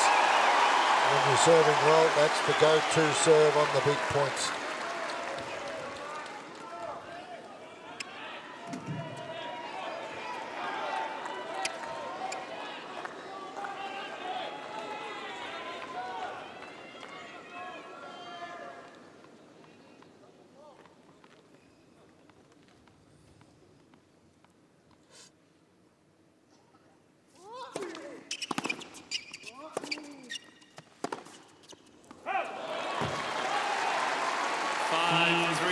Djokovic. If anyone's ever lost a set when they've won 100% of points when the first serve goes into play, that'd be remarkable.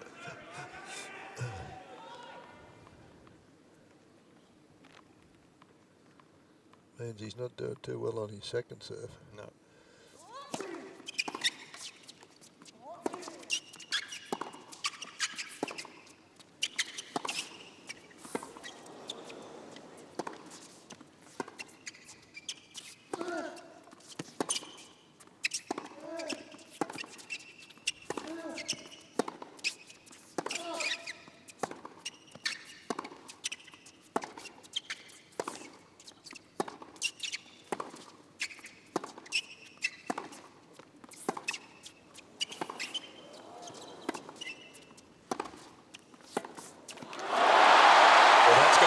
Squeeze a bit, ease the pressure on Novak Djokovic.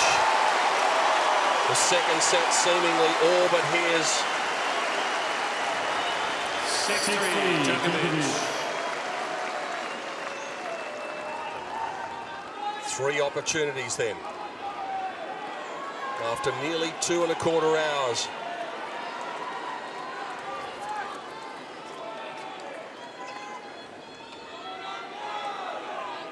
Please.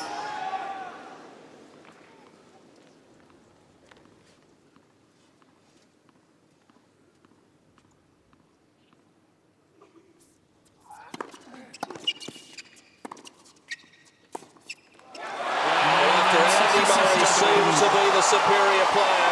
It counts for nothing now. We can start again. We're level. After 2 hours and 13 minutes, Djokovic takes the second set in a tiebreak.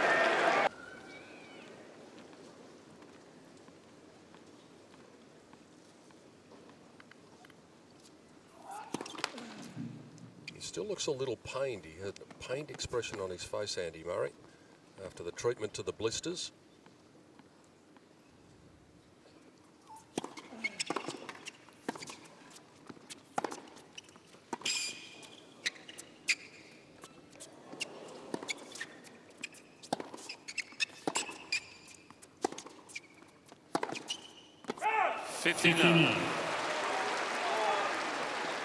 Well, now Murray's starting to yell at the players' box, and Lendl doesn't like that.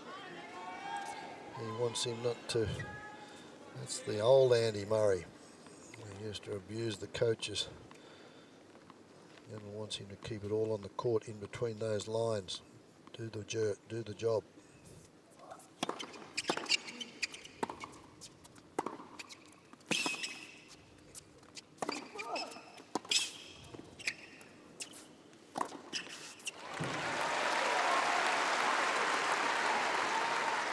15 all.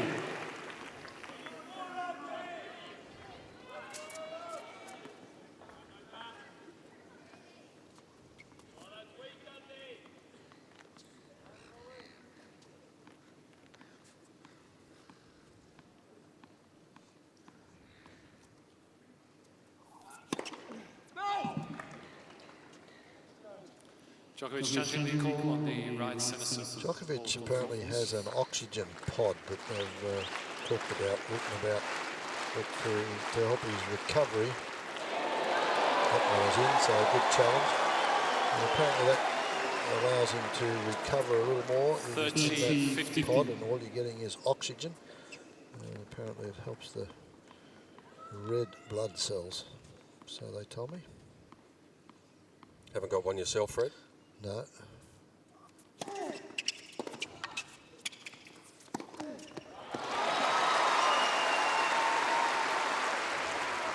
$40-15.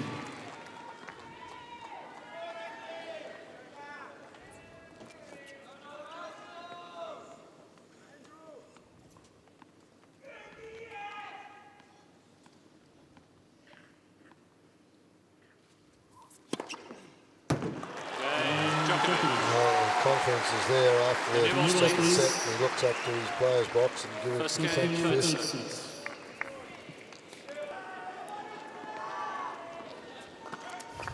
No wonder he's got blisters. More than 150 metres combined between the two of them.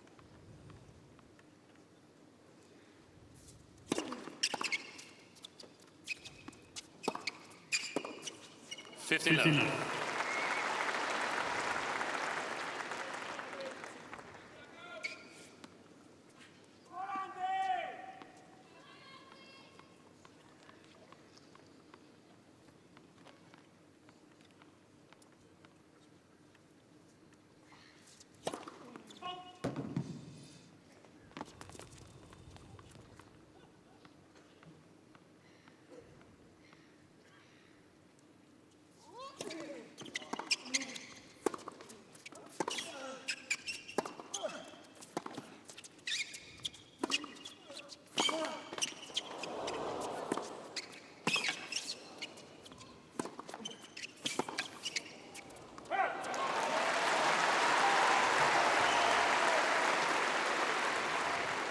$30. Djokovic just flexing. He just appeared to land a little awkwardly there, and he showed some sign of discomfort. Well, every time you hit that shot there, you feel as though you'd have to get up and straighten your hip out again, wouldn't you?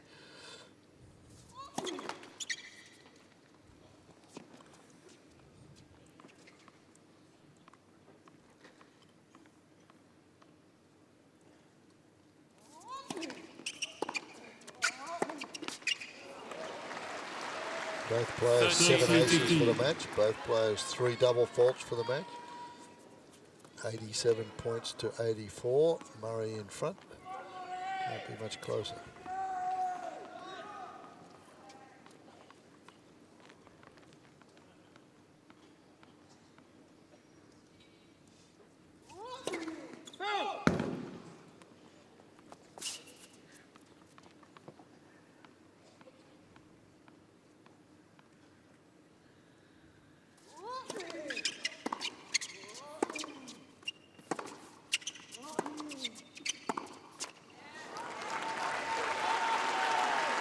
$40-15. Jeff, we're up to 2 hours 25 already. It seems as though we'd have to get to 4 hours to get a decision done. Murray played 4 hours the other night. Does that become any factor when we get up to 4 hours again? I really don't think so.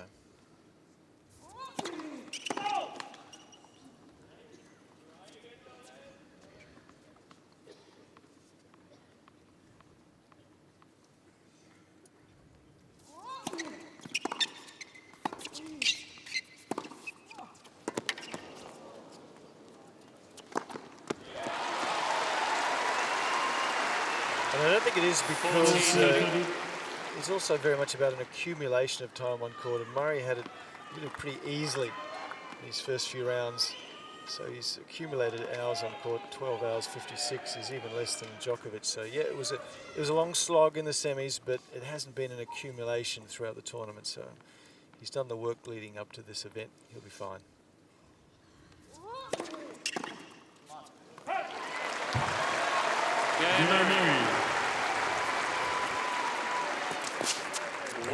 Looking back through their past record, when they've been a set apiece, Djokovic has won every time. Yeah, that's not good news. That's not good news for Murray, because Murray knows that. But obviously this is a different scenario. It's a Grand Slam. But when you've played somebody as many times and you get into situations like that, that is in your message bank. That's in the back of your head that has happened. It's just another thing he has to worry about. 15.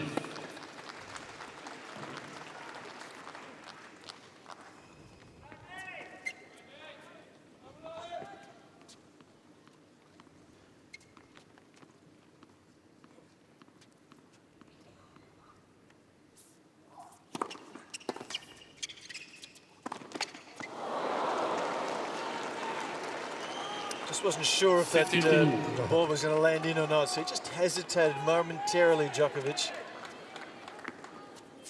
Not sure, shall I hit it? Yeah, I think I will. And now has a little look to see exactly where he was on the court.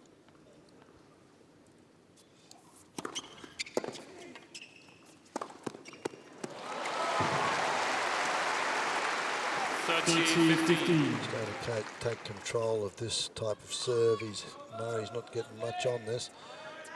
And Djokovic has a choice of shots there, whether he goes to the forehand or comes back in behind his opponent.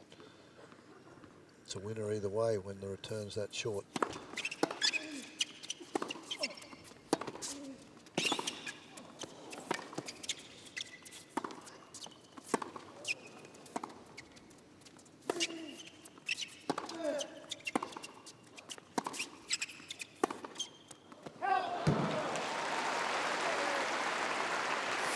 We talked about those one set apiece matches. In the semi-final last year, they were one set apiece. Murray came out and won the third set in a tie-break, and Djokovic won the fourth and fifth. Don't say that, Pete. We'll be here till 3 o'clock. We'll get you home, Fred, don't worry. Well, it's great tennis. If it goes like that, you don't mind it. That just keeps you enthralled. Great matches are easy to watch. And so we're still on serve. No breaks of serve yet. 2-1. Djokovic, third set. 2.5 hours has just ticked up.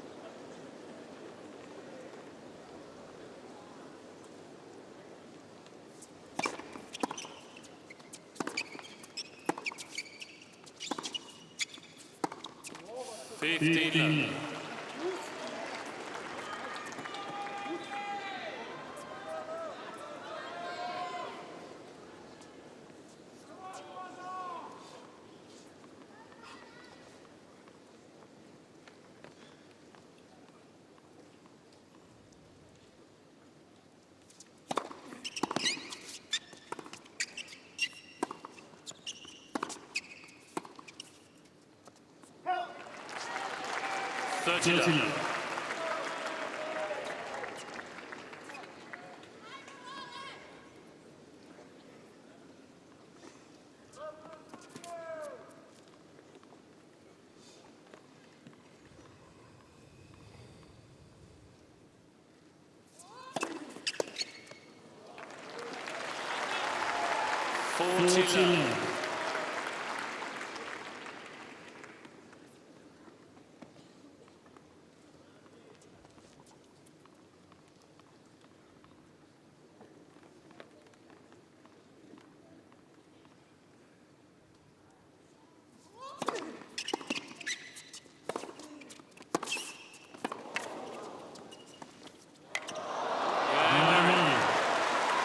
a bit of a love 40 shot.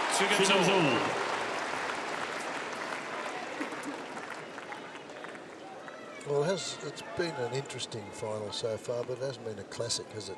There's been too many errors.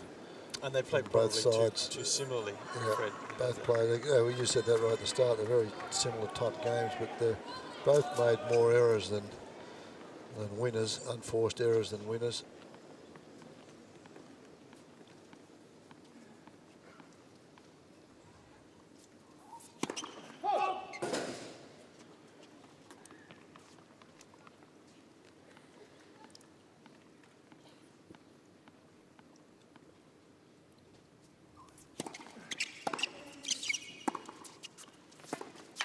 That's where he's struggling to move Andy 59. Murray with that little blister. I should say a very large blister, and it seemed to be quite messy. So he doesn't want to put that left foot out.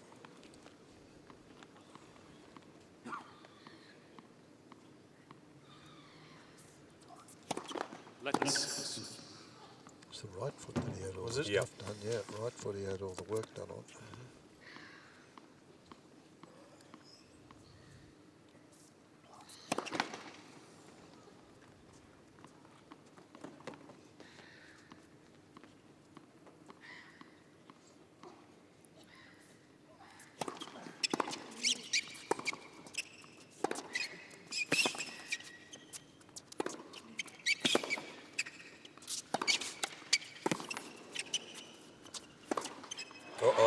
Now we've got balance problems again. He's just about had enough of this. He may blame the Melbourne. It's not the Melbourne sign, so he can't there because he was round about the paint on that Melbourne sign, but he was not there, and that's not the problem. Let's see where he was. He was slightly in front of that, so he can't use that as a problem or an excuse.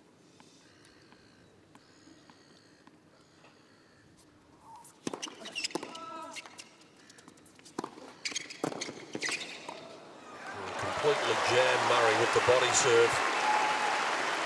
13-15.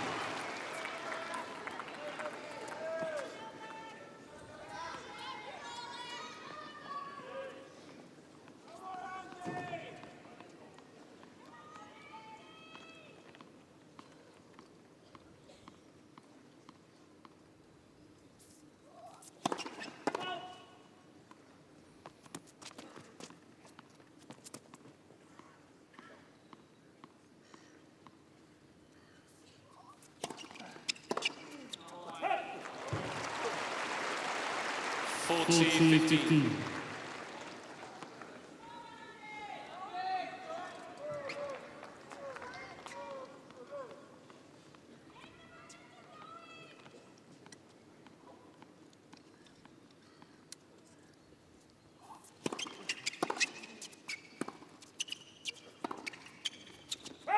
Djokovic.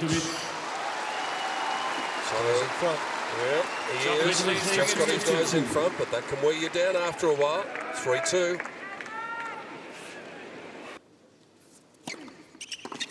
15-11. Have to get you to do all my book work, Pete. Do you think you could afford me? Probably not. No, probably not. That's a good answer. Not after he buys the oxygen pod, he'll have no money left.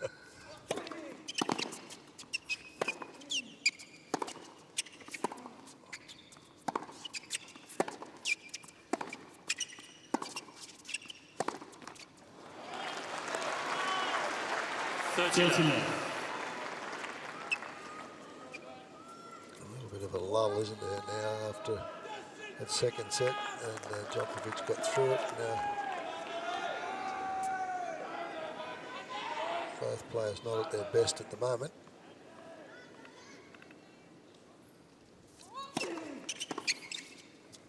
They persisted trying to block the serve back. There's nobody going on the first serve, and Murray still hasn't lost a point when he gets the first serve in. He's 9 for 9 in this set, and he was only lost 1 point. That was towards the end of the tiebreaker in the second set. Quite remarkable.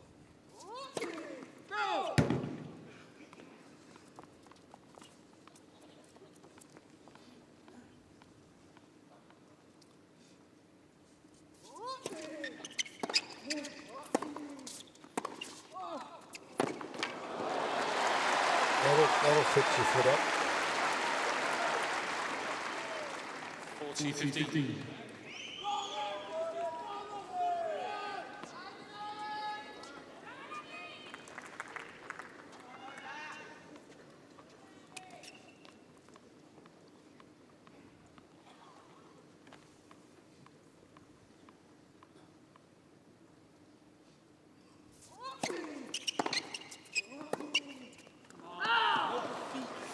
Move your feet.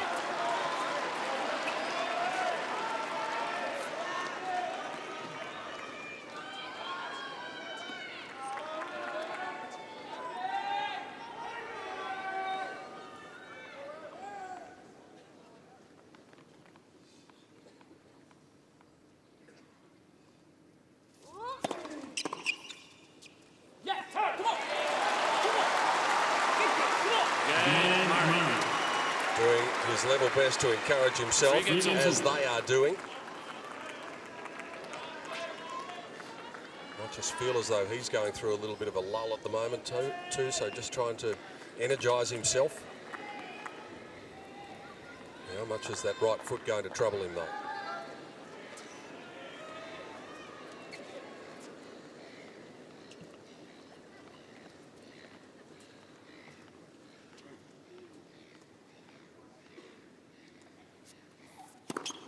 Focus.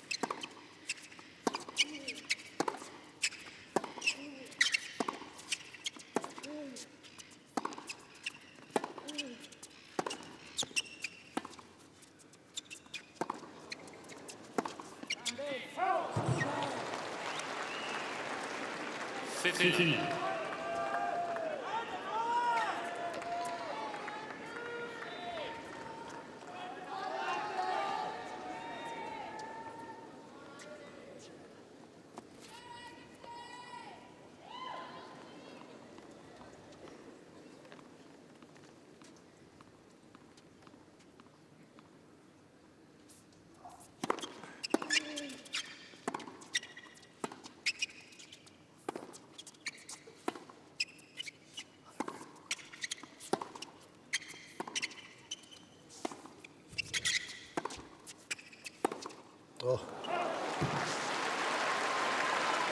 Danger signs. 30. There's two of those in this game.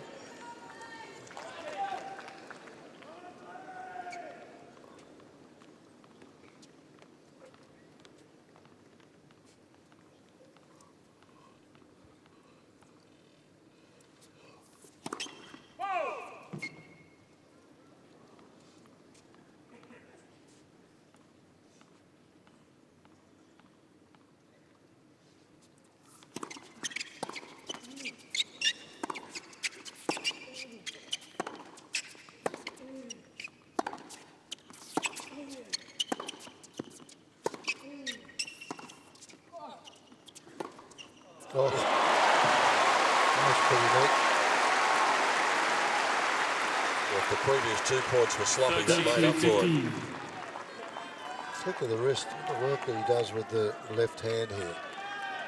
Flicks it right across, snaps the wrist right through it. An applause from Djokovic. His hitting zone would have been absolutely fractional when he made contact there. Had to be perfect.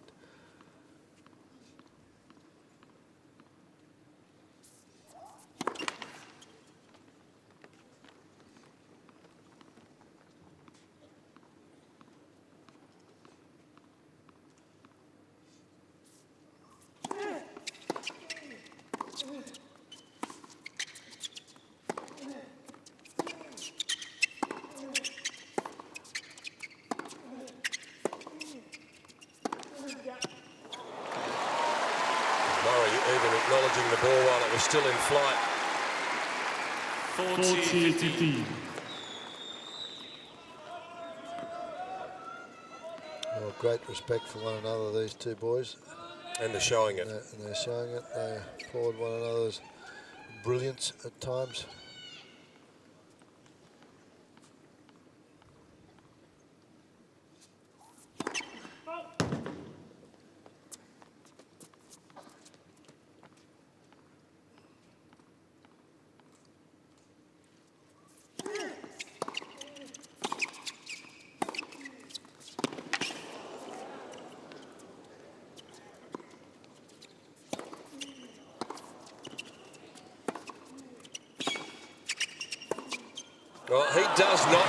he's out of a point, Novak Djokovic.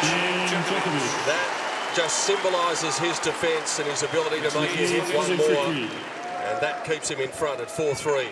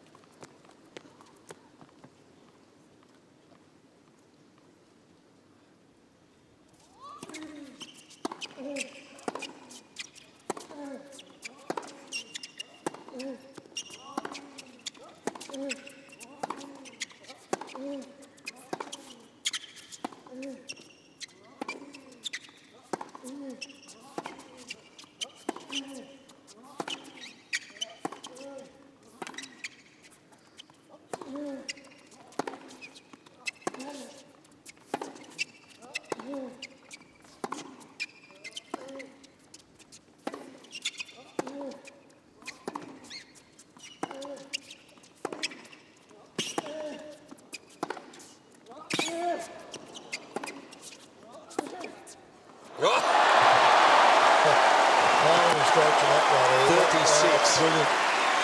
Absolutely brilliant. Toe-to-toe stuff. Now this is getting to be a match. This is their strength, both of them, isn't it? Just ground stroke control, the ability to absorb shots and defend, turn the defense into attack. Hard work to get a point. 36-stroke rally and blisters on your feet. That's not going to feel real good.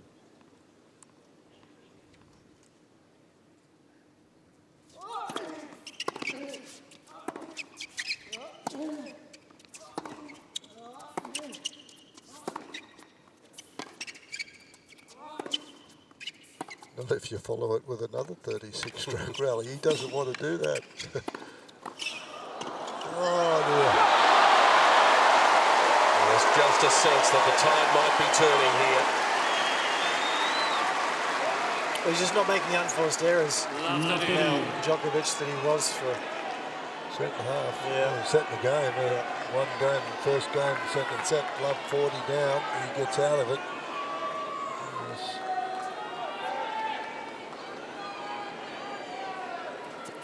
Whole different body language now from both ends of the court. And both coaches.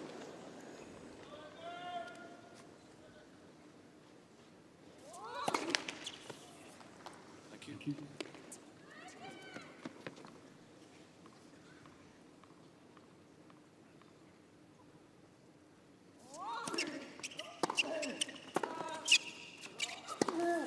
I think the difference also, Jeffrey, is when Djokovic has that opportunity and he gets a bit of a sniff and he gets aggressive. Right? Love 30 attacks that second serve, gets the short ball, attacks the next point. Whereas in Murray's case, when he had that early chance in the second set, he just played very passively or was waiting for Djokovic to miss, which he didn't do. First break points for either player in this third set, and Djokovic has 3 of them.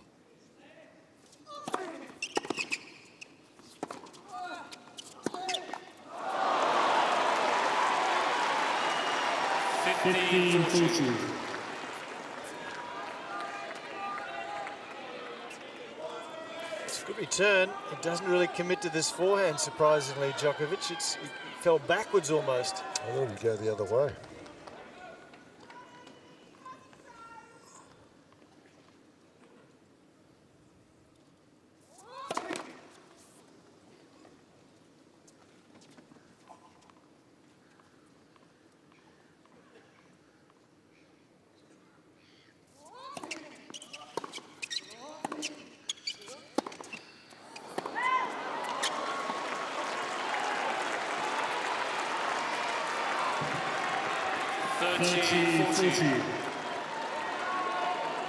Fred has talked a couple of times about those monumental games, one in the first set, one in the second set, and we're about to see another one here to keep Andy Murray's hopes alive. He needs courage under fire here.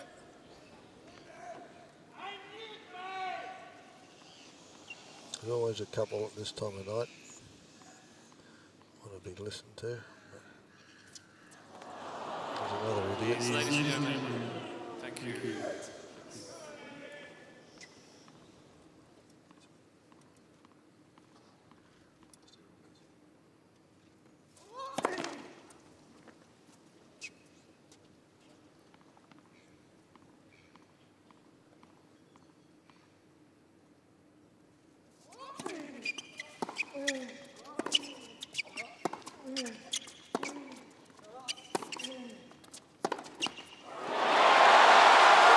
Is this the moment where the move is made? Marion Vita gets on his feet, and so do many of Novak Djokovic's supporters. The break finally comes. The first break of serve in the match. Djokovic leads 5-3. Well, he's going to get a new racket.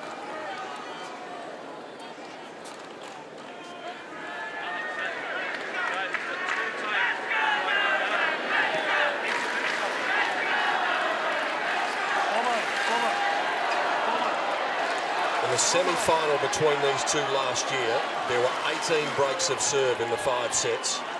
In the US Open final between the two of them last year, there were 17 breaks of serve. That is the first for tonight.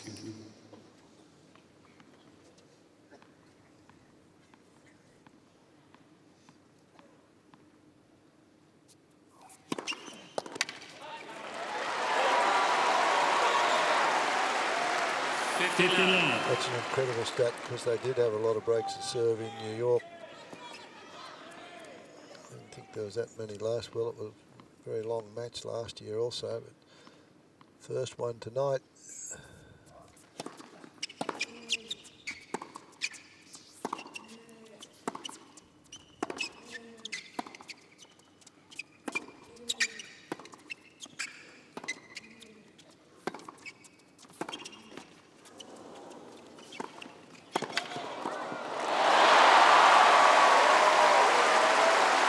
There's a spring in his step now.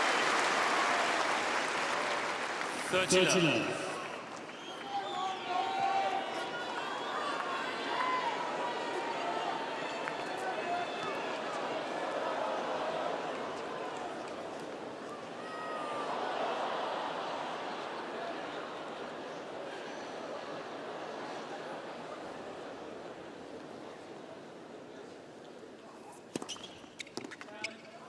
Murray's challenging the call on the right. Challenges, I think, is wishful thinking. Maybe not. I think he's walked. Yeah. I think it's wishful thinking. Yeah. 40 Murray has 2 challenges remaining. And what it does is brings up 3 set points for the defending champion to go 2 sets to 1 up. This has happened very quickly. Thank you, ladies and gentlemen. Calling out just before the serve. Thank you. It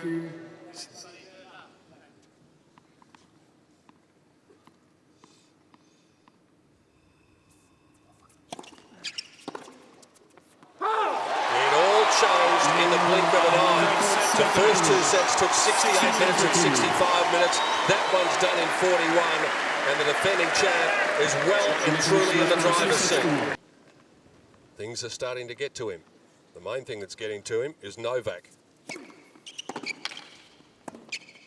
Well, Murray said all you're saying is please, be quite pleased, don't do anything between second serves. I don't know what else you can say unless you become rather abusive over the microphone in front of 15,000 people. And if you do, that tends to have a counteracting effect. The crowd gets more upset then if you start lecturing them. Early stages of this set will tell us a lot about Murray. Love 15, he's lost the first point.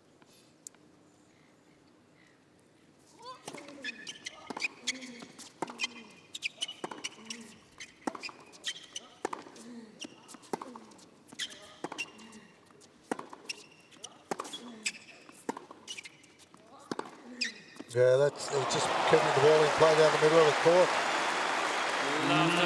So Djokovic down love 40 in his opening service game of set number 2, and then he comes back and wins it. And now Murray is at love 30. First game, 4th set.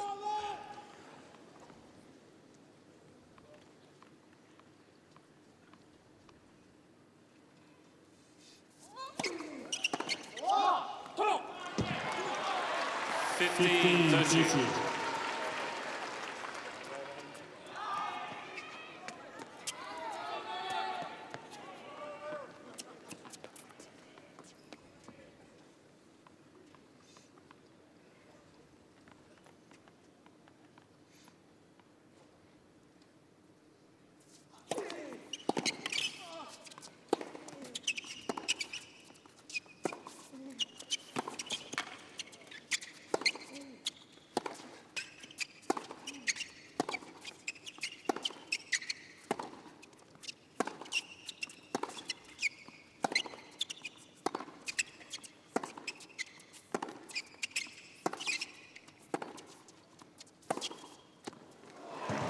Djokovic challenging the call on the right baseline. Ball scores again.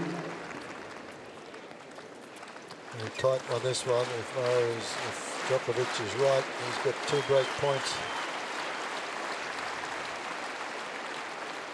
And he's wrong, it's in.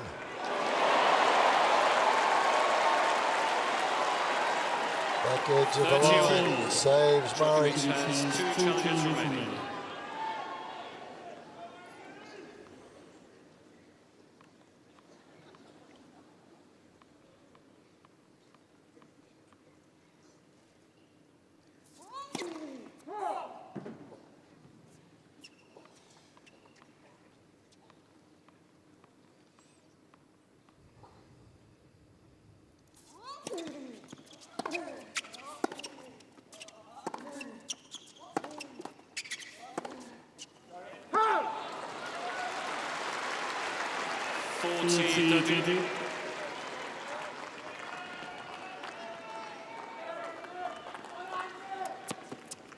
Ticking up into the 4th hour of the final.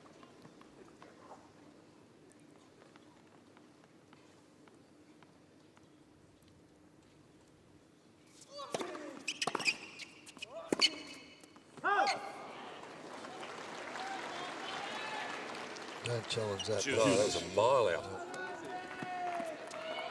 Footwork wasn't good, was it? Just standing and delivering.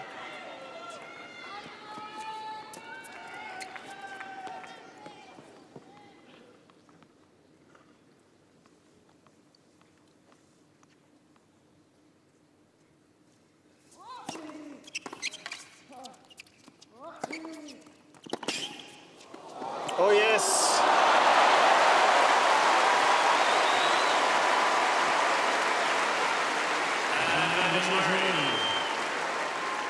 That would have done some damage to the blister because he's got to do that with the right foot.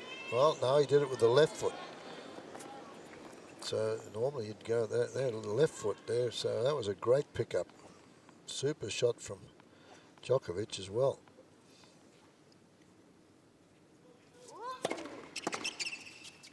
Well, that's a very important hole for Andy Murray. He was down love 30. That would have been big trouble at the start of the 4th set. And he's come up with a very significant hold.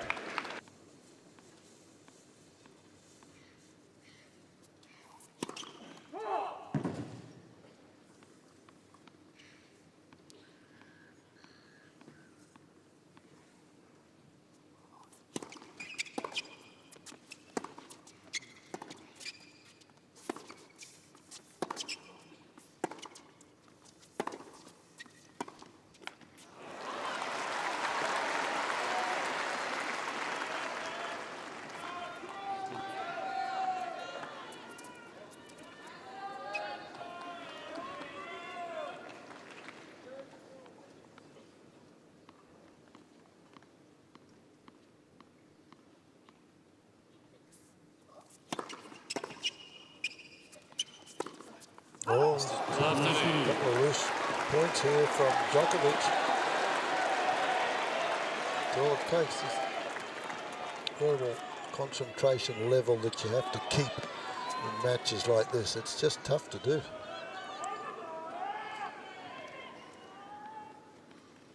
Not for the first time, Andy Murray just having a grab at the top of the left hamstring.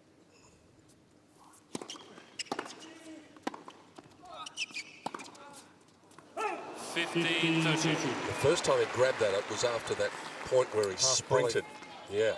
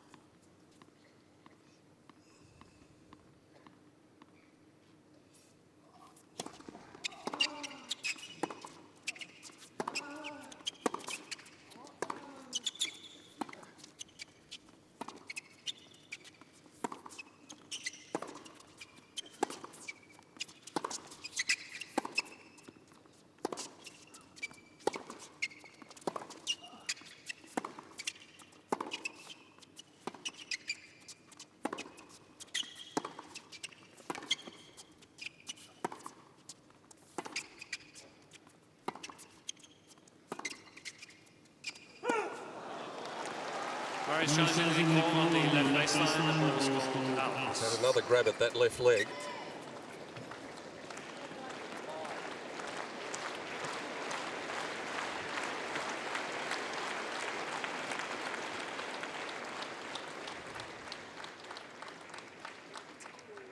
Out.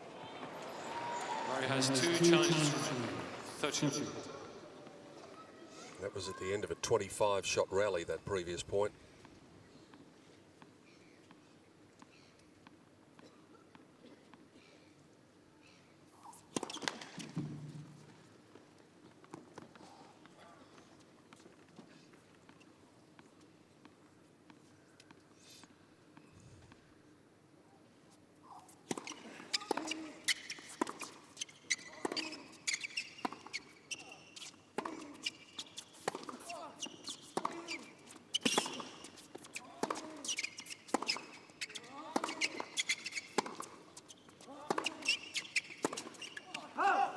Yeah, I know he's picked up the pace the forehand. He's tried to flatten it out. Forcing Djokovic to miss a couple.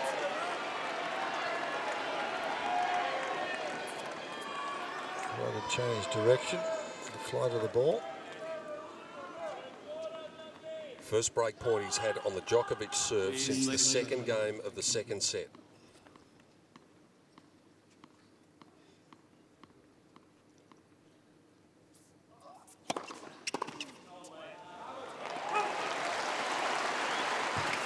Yes. 202 with a wide ball. That's nearly as quick as he served anything tonight.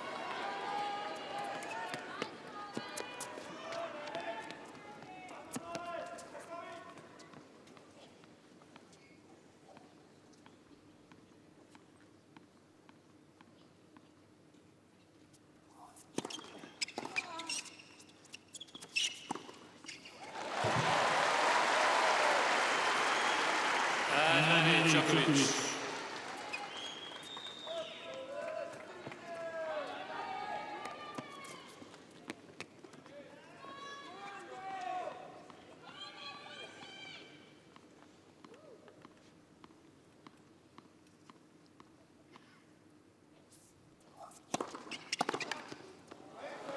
Well done. Both men then getting themselves out of the predicament. They were both down love 30, but Djokovic was also down a break point. Level up at the start of the fourth. This is Djokovic, what happened in the first set. He was way behind the baseline, everything. 15% just inside the baseline. That's changed in sets 2 and 3. He's moving forward, but still a lot of it from behind the baseline.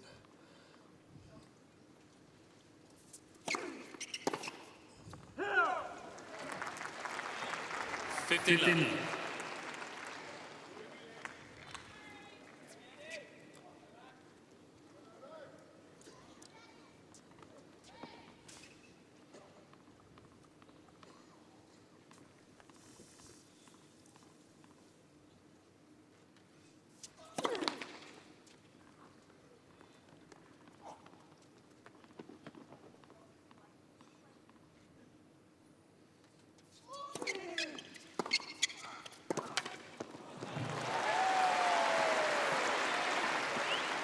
15. You just saw that graphic there, and that's the reason. The last couple of sets he's been stepping in a little bit more on second serves of Murray, taking advantage of the short serve on that last point.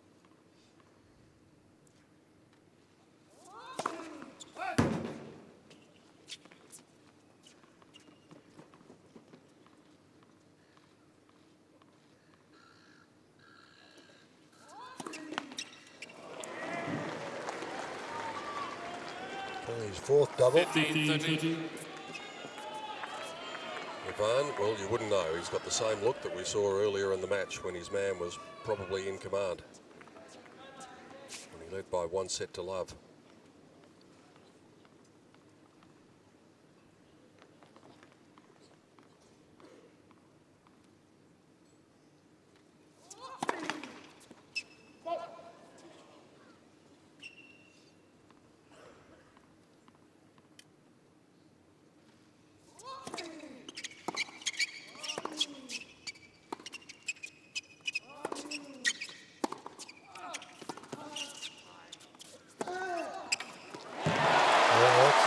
the aggression when he gets the opportunity. Djokovic has backed himself now. 15-14.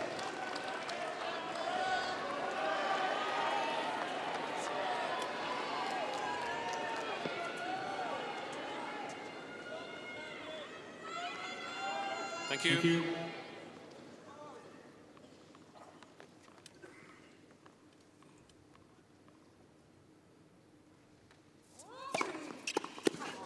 That's a good serve at a big moment, 202 kilometres an hour. Needs another one. 30-14.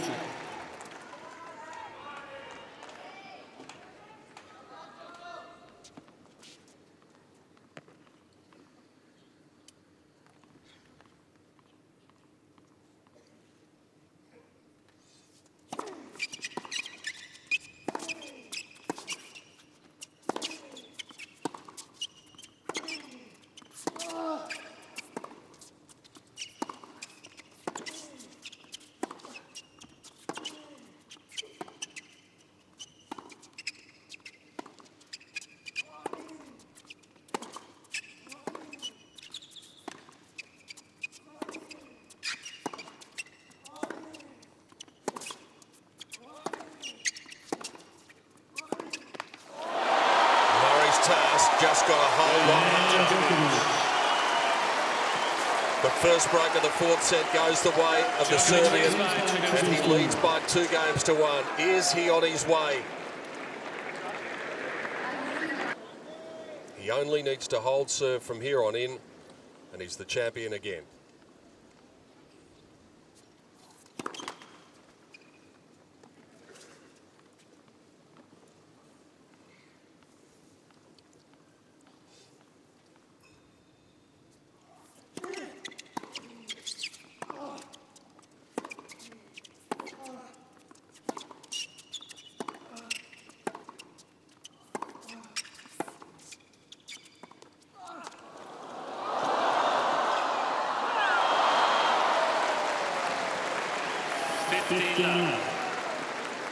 He's only played a couple of drop shots. This one was played to perfection. You can't play it any better than it hits the top of the tape and falls over. The brave choice, and probably not a good one. Got away with it, but I think he senses that Murray's just starting to hurt a little bit. The blister perhaps is giving him some discomfort.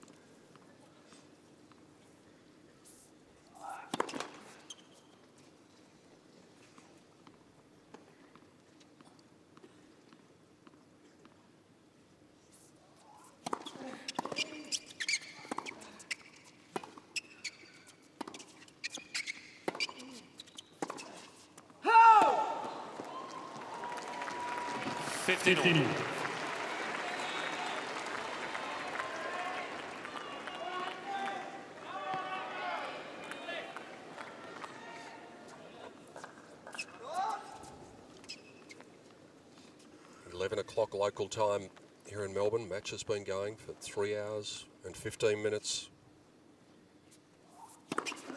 And with every tick of the clock, he seems to be getting more and more confident. That was 209k. That's the fastest serve of the night for him. And here we are, and you mentioned 3 hours and 15 minutes into this, and he comes up with the quickest one of the night.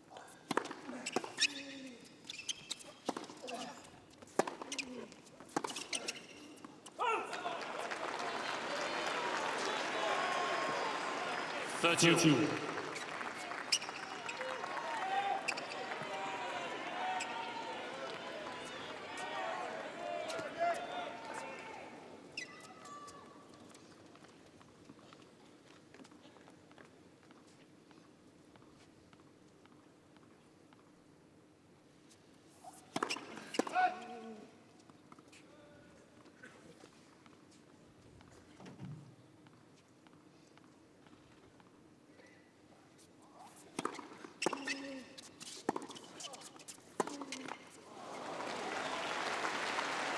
40-30.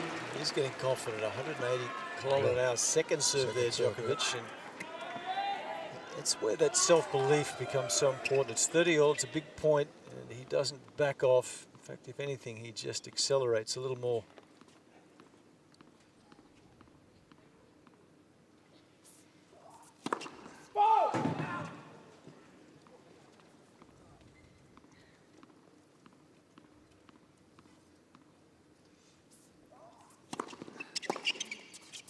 Again on that one too, that was a big second serve.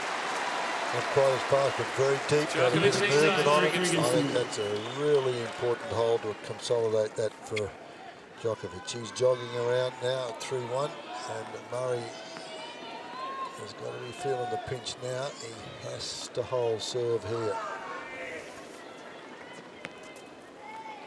Thank you. Well, that is the total distance that they have covered during the tournament. Djokovic nearly up to 20 kilometres. That's nearly half a marathon. I don't drive the car that far in a week. Without getting tired anyway.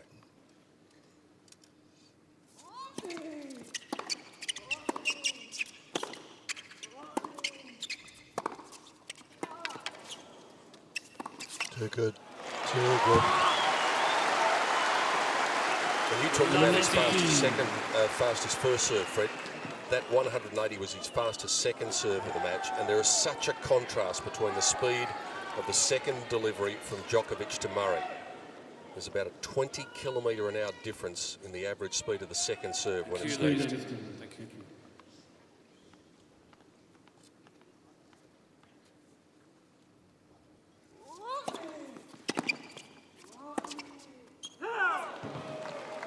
Love that. He's trying to finish points a little quickly now.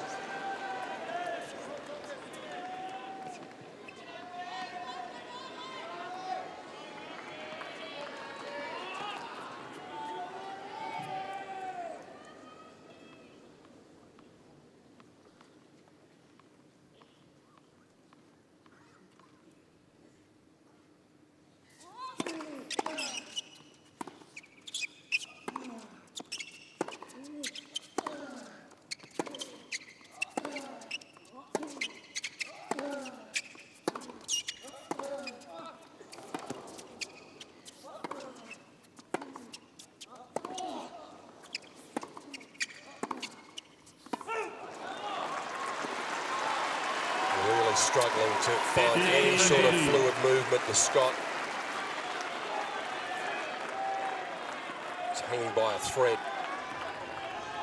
He did well to stay in this rally.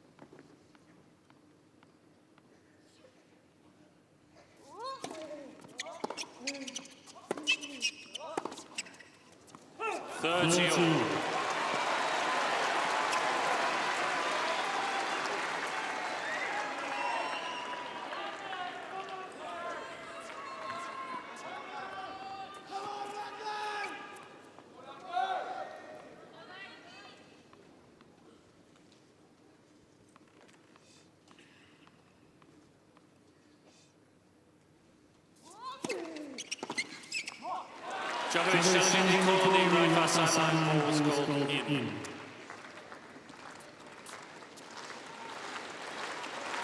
This is good too.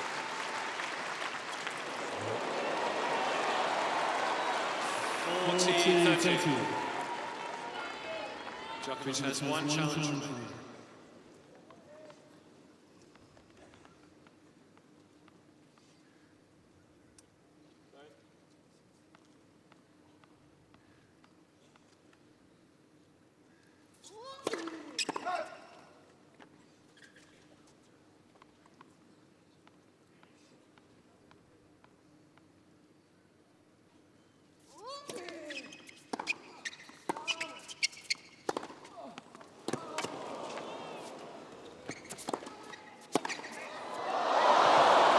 Short second serve, wasn't it? Yeah, 123 kilometres an hour.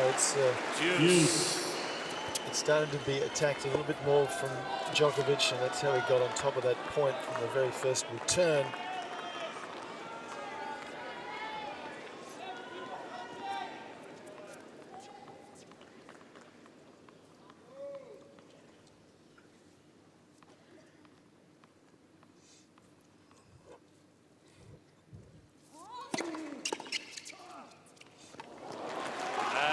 Murray.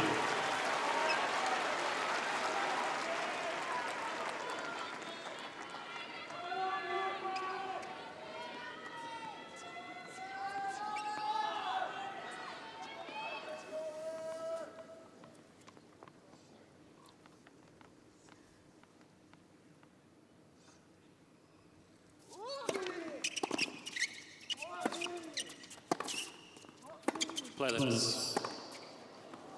Well, Ball that fell ball out fell of out his of his pocket. Yeah. Yeah. Next time that happens, he loses the point. Andy, next time, lose the point next time. Yeah, so he's aware of that. So that the folks at home may not have known, but that was the first one. It's a let, but if it happens again, you lose the point. So he apologises to Djokovic. Let's.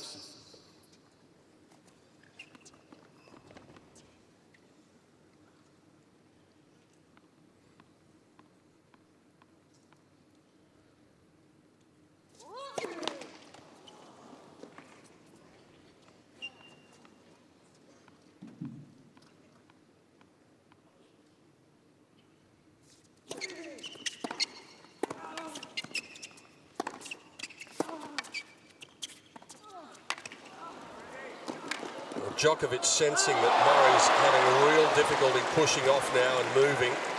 Smart play. Yeah. Juice. The boy, he attacked that second serve again, a short second serve, and he rips it. Plays this drop shot, covers it all, and Murray really struggling at the moment.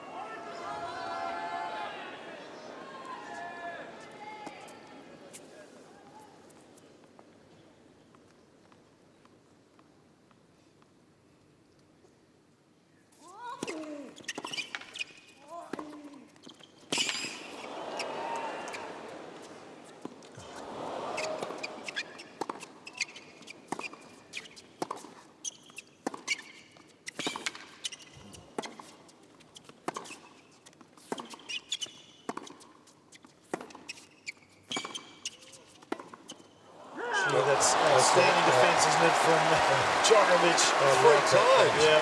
I love that one where he does the splits and he still stays balanced to hit that. Way about the lob though. The lob he throws way up in the air, it bounced right on the baseline. Well, surely if Murray goes down 2 breaks, it's going to be a bridge too far. So he's fighting for his very survival here.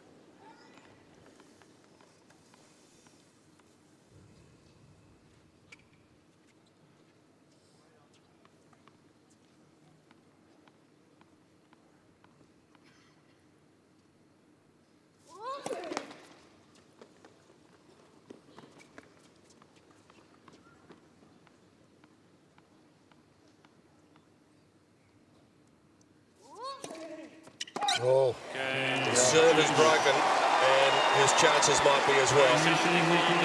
A double break. Djokovic can almost reach out and touch the Norman Brooks Challenge Cup. 4-1. Wait, please. Thank you. Quiet, please. When players about to start. Thank you.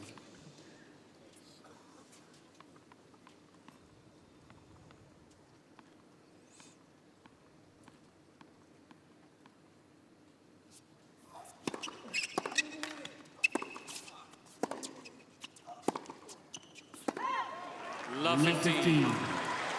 it's always tough to close the door. 2 service breaks, that should happen. Not easy.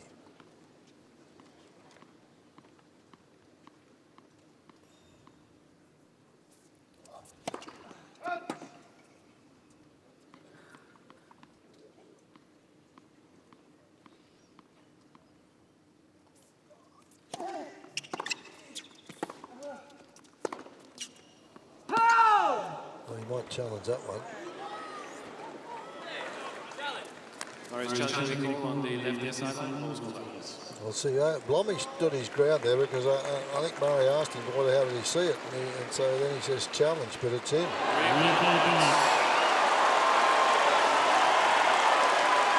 So it's not John Blom's job if it's got to be challenged. The player shouldn't ask the umpire. That's one of the deals they have to deal with. They have to get the consistency in the challenge system.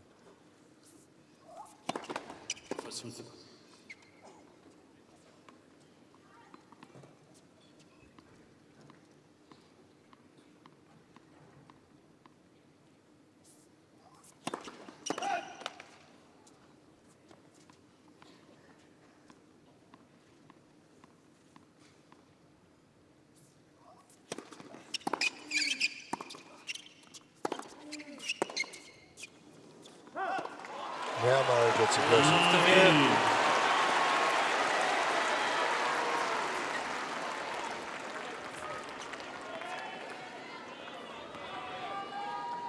That's now 4 times in the 6 games of this set that the server's been down love 30.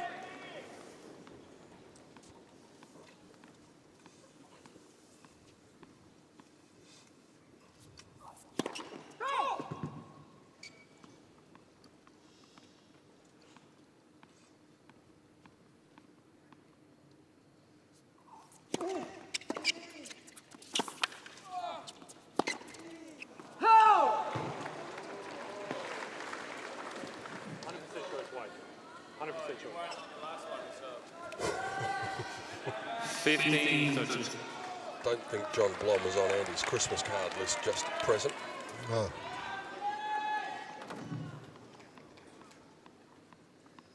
Blommy told him, he said 100% sure it was out.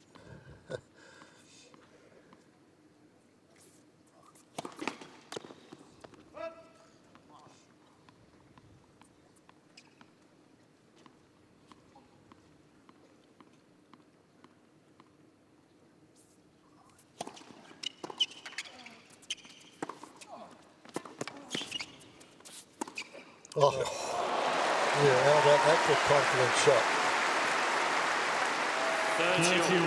Was a good choice as well, wasn't he? He's pushed his man very deep here, so obviously the perfect response is short, because it needed terrific control of spin to get it up and down so quickly. It's always a lot easier when you're up double break, though.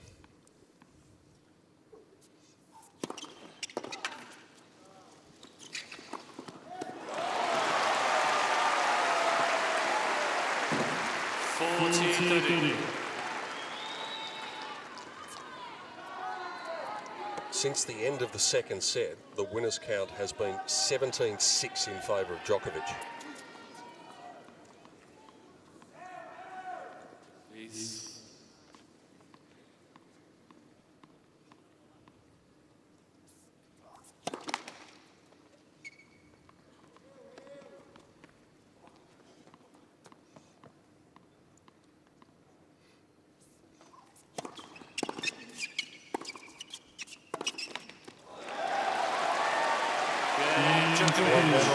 Yep.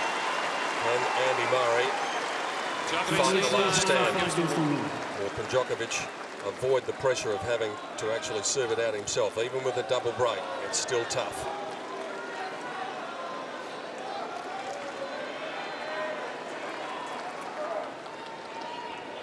Right, please. Thank you. Players are ready.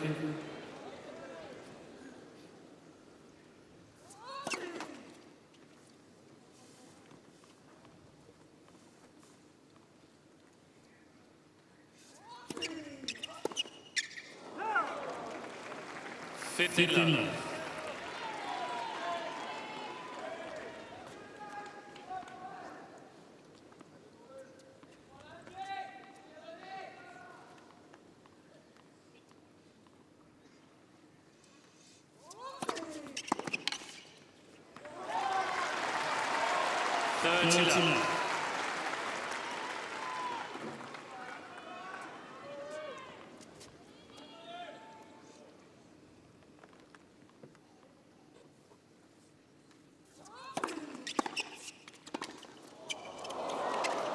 Oh, yeah. That's adding a little bit of salt to the wound. It's an unbelievable return from Murray, and then he plays this little backspinner. Well, he comes underneath ball.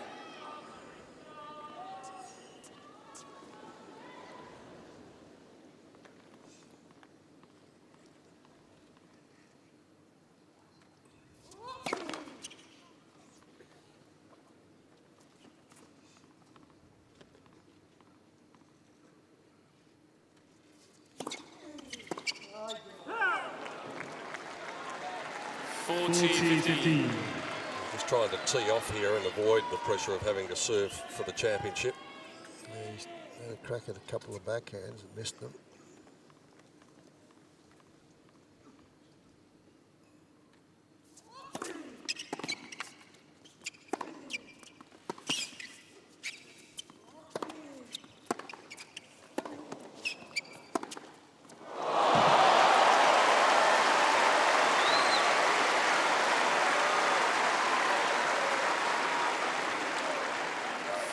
Well, he's playing with a lot more freedom now, isn't he, Djokovic? He's opening the shoulders and showing his full array of shots and skill.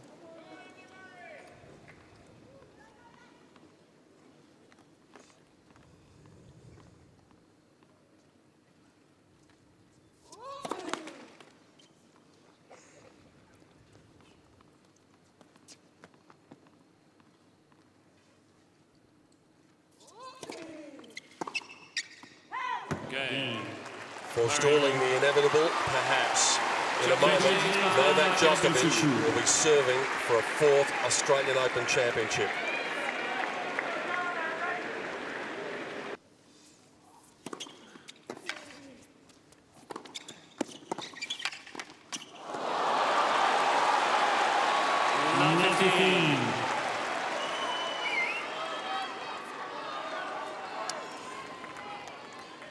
Takes this one in the air. Not a good volley here, though, under the gun.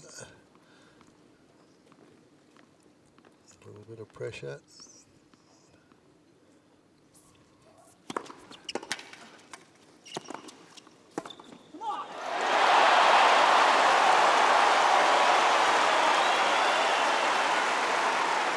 Djokovic takes the risk again.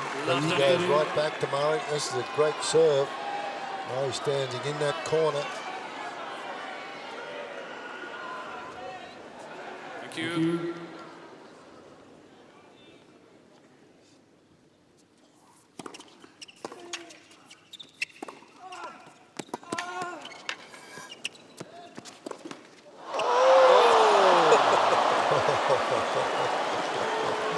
Oh boy. 15-30. Spelled tight.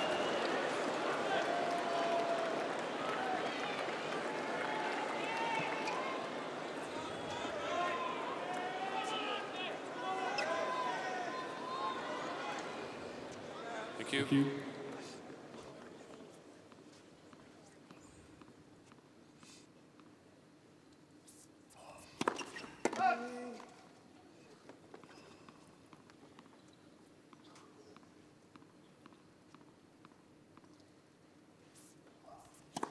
Let's seconds.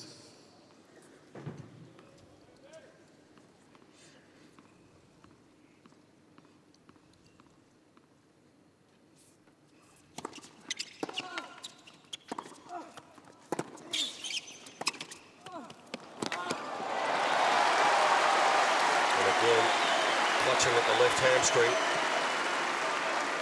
30. Remember, he's been troubled by that blister on the right foot. And Novak has made him work every single metre that he can since being aware of it. Please.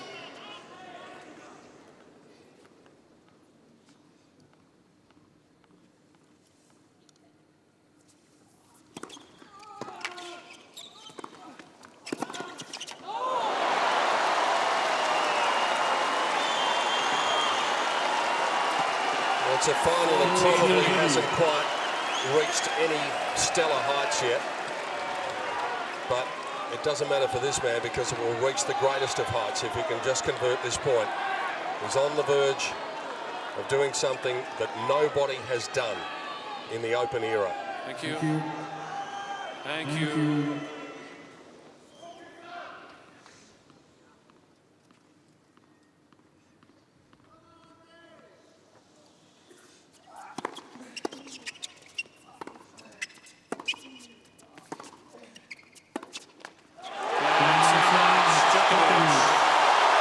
Novak Djokovic adds another page to the proud history of the Australian Open Championship. He collects it for the 4th time and becomes the first man in the Open era to do it 3 times in a row. He loves this place. Well, a wonderful effort and a great standing ovation from everybody here at Rod Laver Arena. We expected a tough one and a long one, and we got a tough one and a long one. Not one of the greatest finals we've seen here, but one that everybody expected to be a battle, and it was. Djokovic was out of it, and he was down a break points in the start of the second set, and that's an unbelievable effort to come back from there and win that third and fourth set 6-3, 6-2, Jeff. No doubt about it. He's shown he's the real deal over the last couple of years. 2011 was absolutely spectacular. 2012, well, it was unreal to expect him to match that, but he's as tough as teak. Well, ladies and gentlemen, it is rapidly becoming one of the great sporting rivalries. Before we begin officially the presentation, let's put our hands together for 2 great athletes, Novak Djokovic and Andy Murray.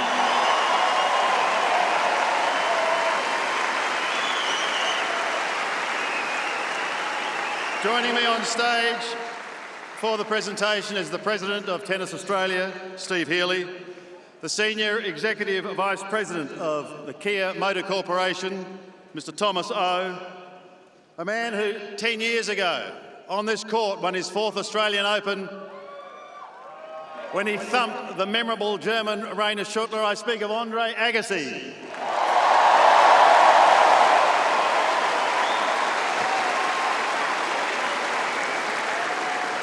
Also with us is the CEO of Tennis Australia, Mr. Steve Woods, the tournament director, and he's done a great job, Craig Tiley, and also the tournament referee, Mr. Wayne McEwen.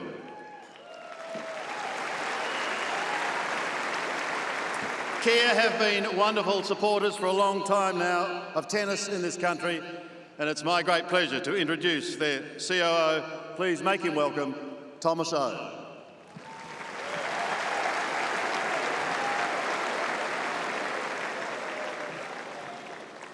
Gentlemen, congratulations on such a fabulous final today. On behalf of the Kia family, I thank you for showing us exactly why the Australian Open is so exciting and the most fantastic Grand Slam.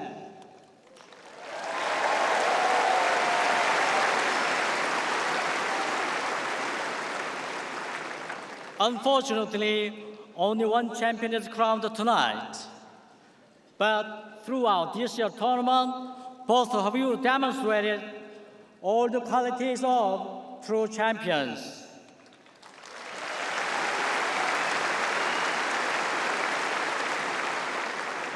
Over the past 12 years, Kia Motors has been the proud major sponsor of this great event. And tonight, I'm so pleased to announce we have just extended our sponsorship agreement for the next 5 years until 2018.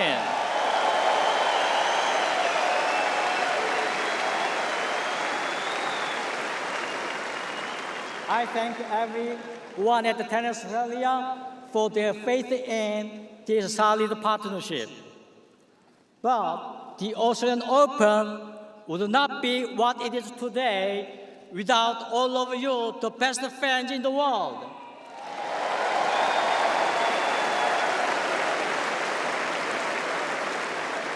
Once again, congratulations to both of our finalists. Thank you. Thank you. And now, ladies and gentlemen, the President of Tennis Australia, Mr. Steve Healy.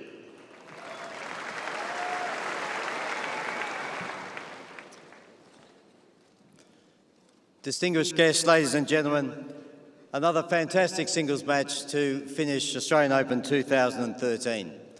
My thanks to Kia, our principal sponsor, and also our gratitude to ANZ, Jacobs Creek and Rolex. You are all a vital part of the Australian Open family. As indeed is the State Government of Victoria, thank you very much for your continued support and for ensuring that we have the best facilities in the world.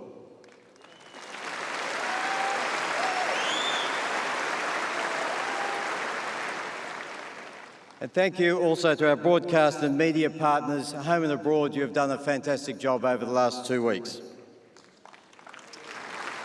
It has been a stunning fortnight and indeed a month of tennis, including the Australian Open Series.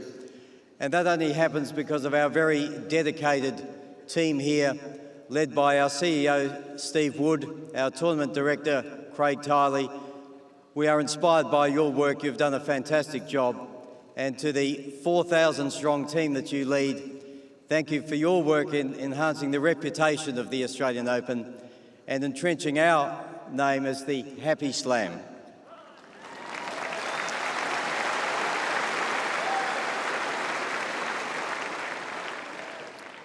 And to the 684,500 fans who have come through the gates, and to everyone who has watched the Australian Open all over the world, thank you. Your affection for this tournament is humbling and much appreciated.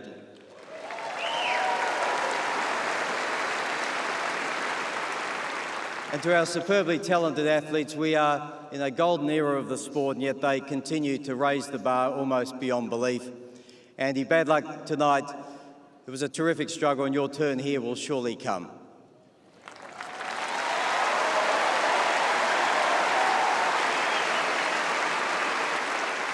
And to Novak Djokovic, now 4 Australian Opens to rival the great Andre Agassi. And by winning 3 in a row, you're the first player since the great Roy Emerson to do so. Congratulations.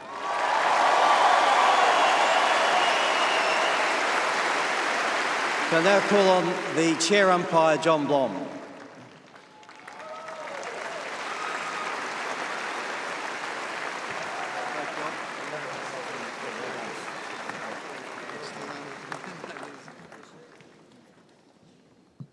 And so, ladies and gentlemen, to our player presentation. Thomas, I'll ask you to present the cheque, and Andre the trophy. Firstly, to our runner-up, he does have 1 slam in the bank and he's going to win many, many more. And we'll certainly welcome him back here with open arms, Andy Murray.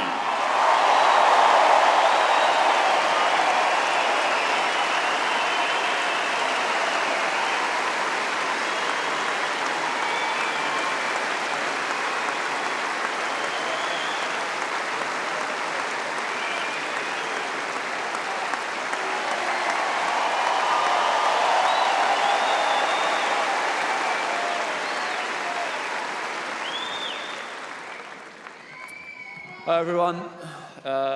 Firstly, obviously, we'd like to congratulate Novak. I mean, his record here is obviously incredible. There's very few people have managed to do what he's done here. So, you know, he's a very well-deserved champion, and well done again.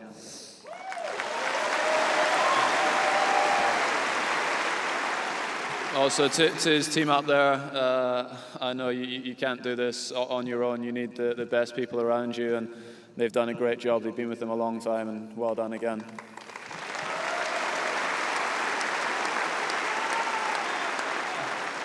I'd also like to thank my team who are over there.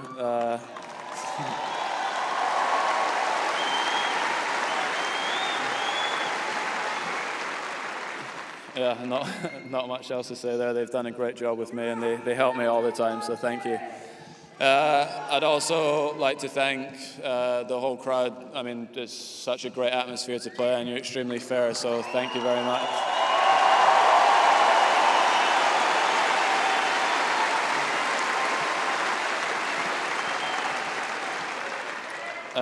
And finally, I would like to thank the tournament director, Craig Tiley. He gets it. He puts on an incredible event. The facilities here are amazing, and he's done such a good job with this event. So thanks, Craig, for making us all feel welcome.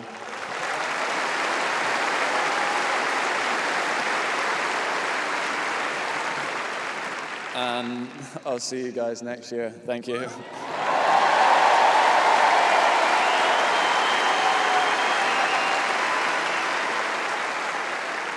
And so, ladies and gentlemen, to our champion. Again, his name will be inscribed on the Norman Brooks Challenge Cup, and that name is Novak Djokovic.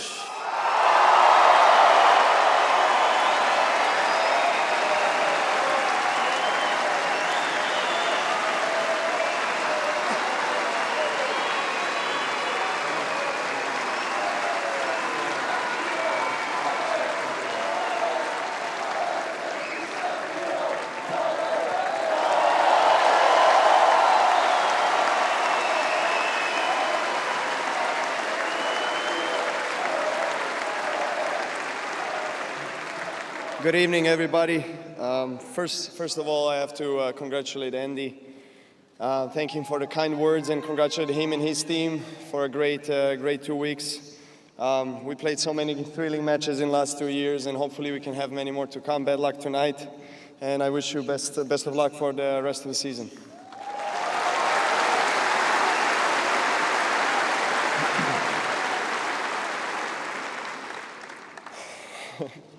What a joy! It's incredible feeling winning this trophy once more, and it's definitely my favorite Grand Slam, my most successful Grand Slam. I love this court.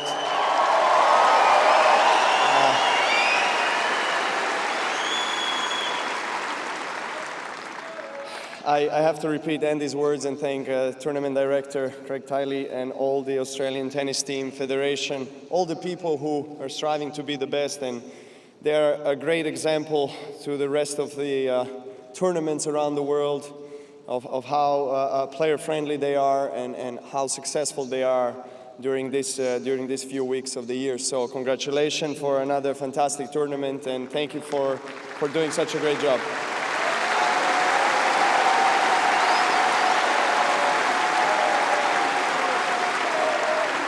Of course, without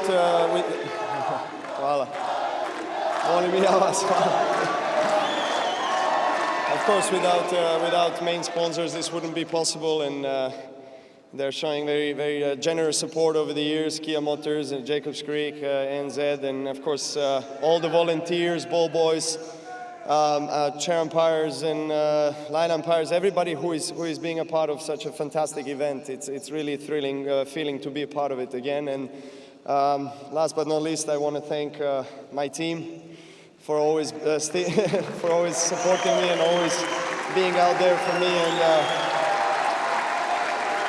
guys, you deserve this trophy as much as I do. So thank you so much. I love you. I love all the crowd out here. Thank you, and see you next year.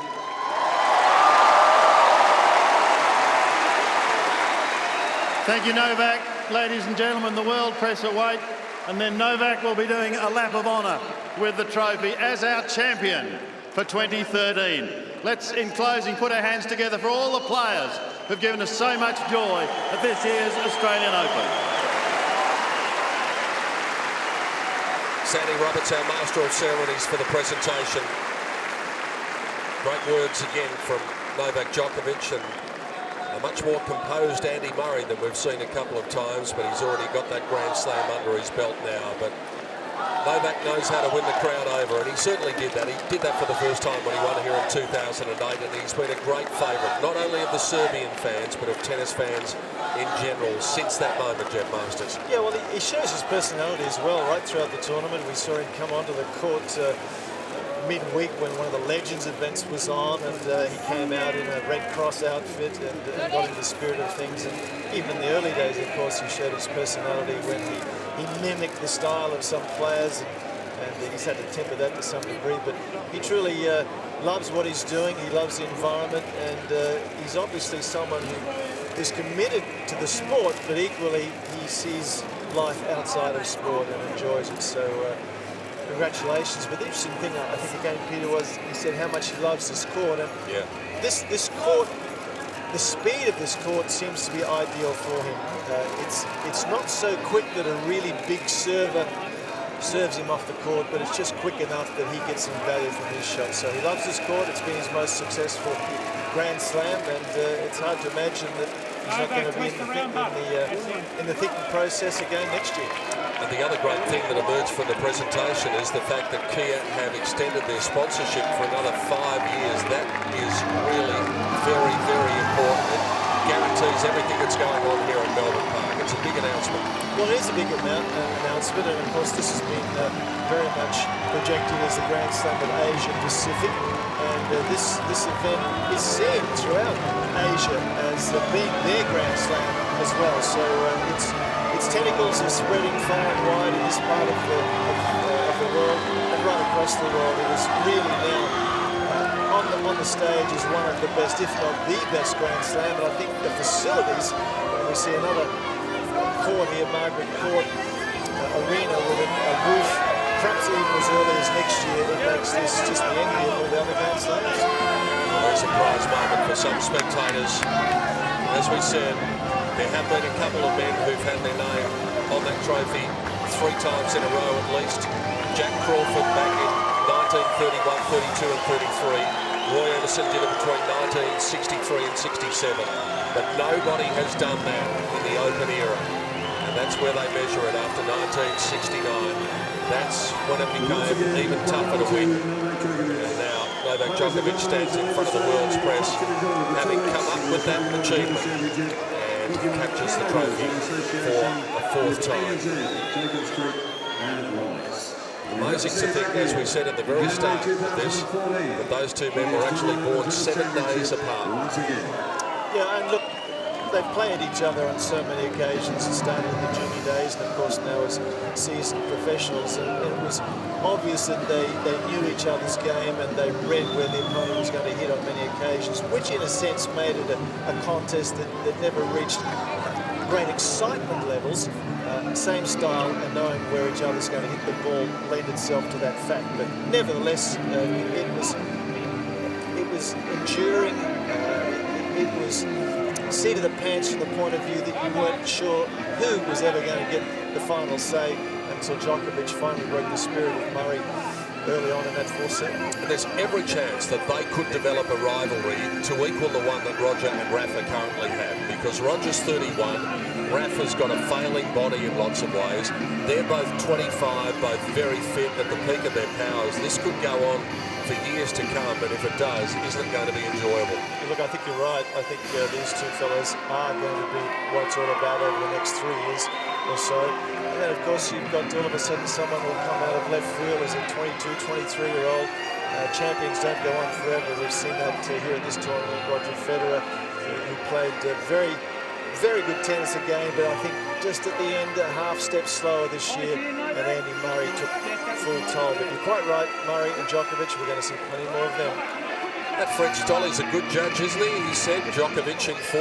He did, and good thing that he's not here to remind us at the very moment, otherwise he'd be paying out this big time. Well, I think what he's expecting paying out, I think that's the reason Fred has left us, because he's gone to get the payout from the bookmakers, where he supported that choice of Federer in 4 sets. But it was one of those finals where you could never see it being done in 3.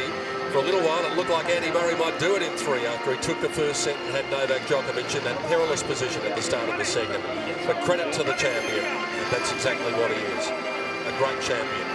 Well, it's what champions do, isn't it? They overcome adversity, and he was struggling with some adversity there for a while. He couldn't get a grip with his shoes on the court. Sometimes he was losing his balance, but after a while he put it out of his mind, learned how to deal with it and get on with it. And that's, as I said, that's what champions do. So what a fortnight it's been. 25,000 people plus in on the final day. A total of 684,457 people have come through the gates. Not a record, about 1,500 shy of the record, but it is still a remarkable achievement.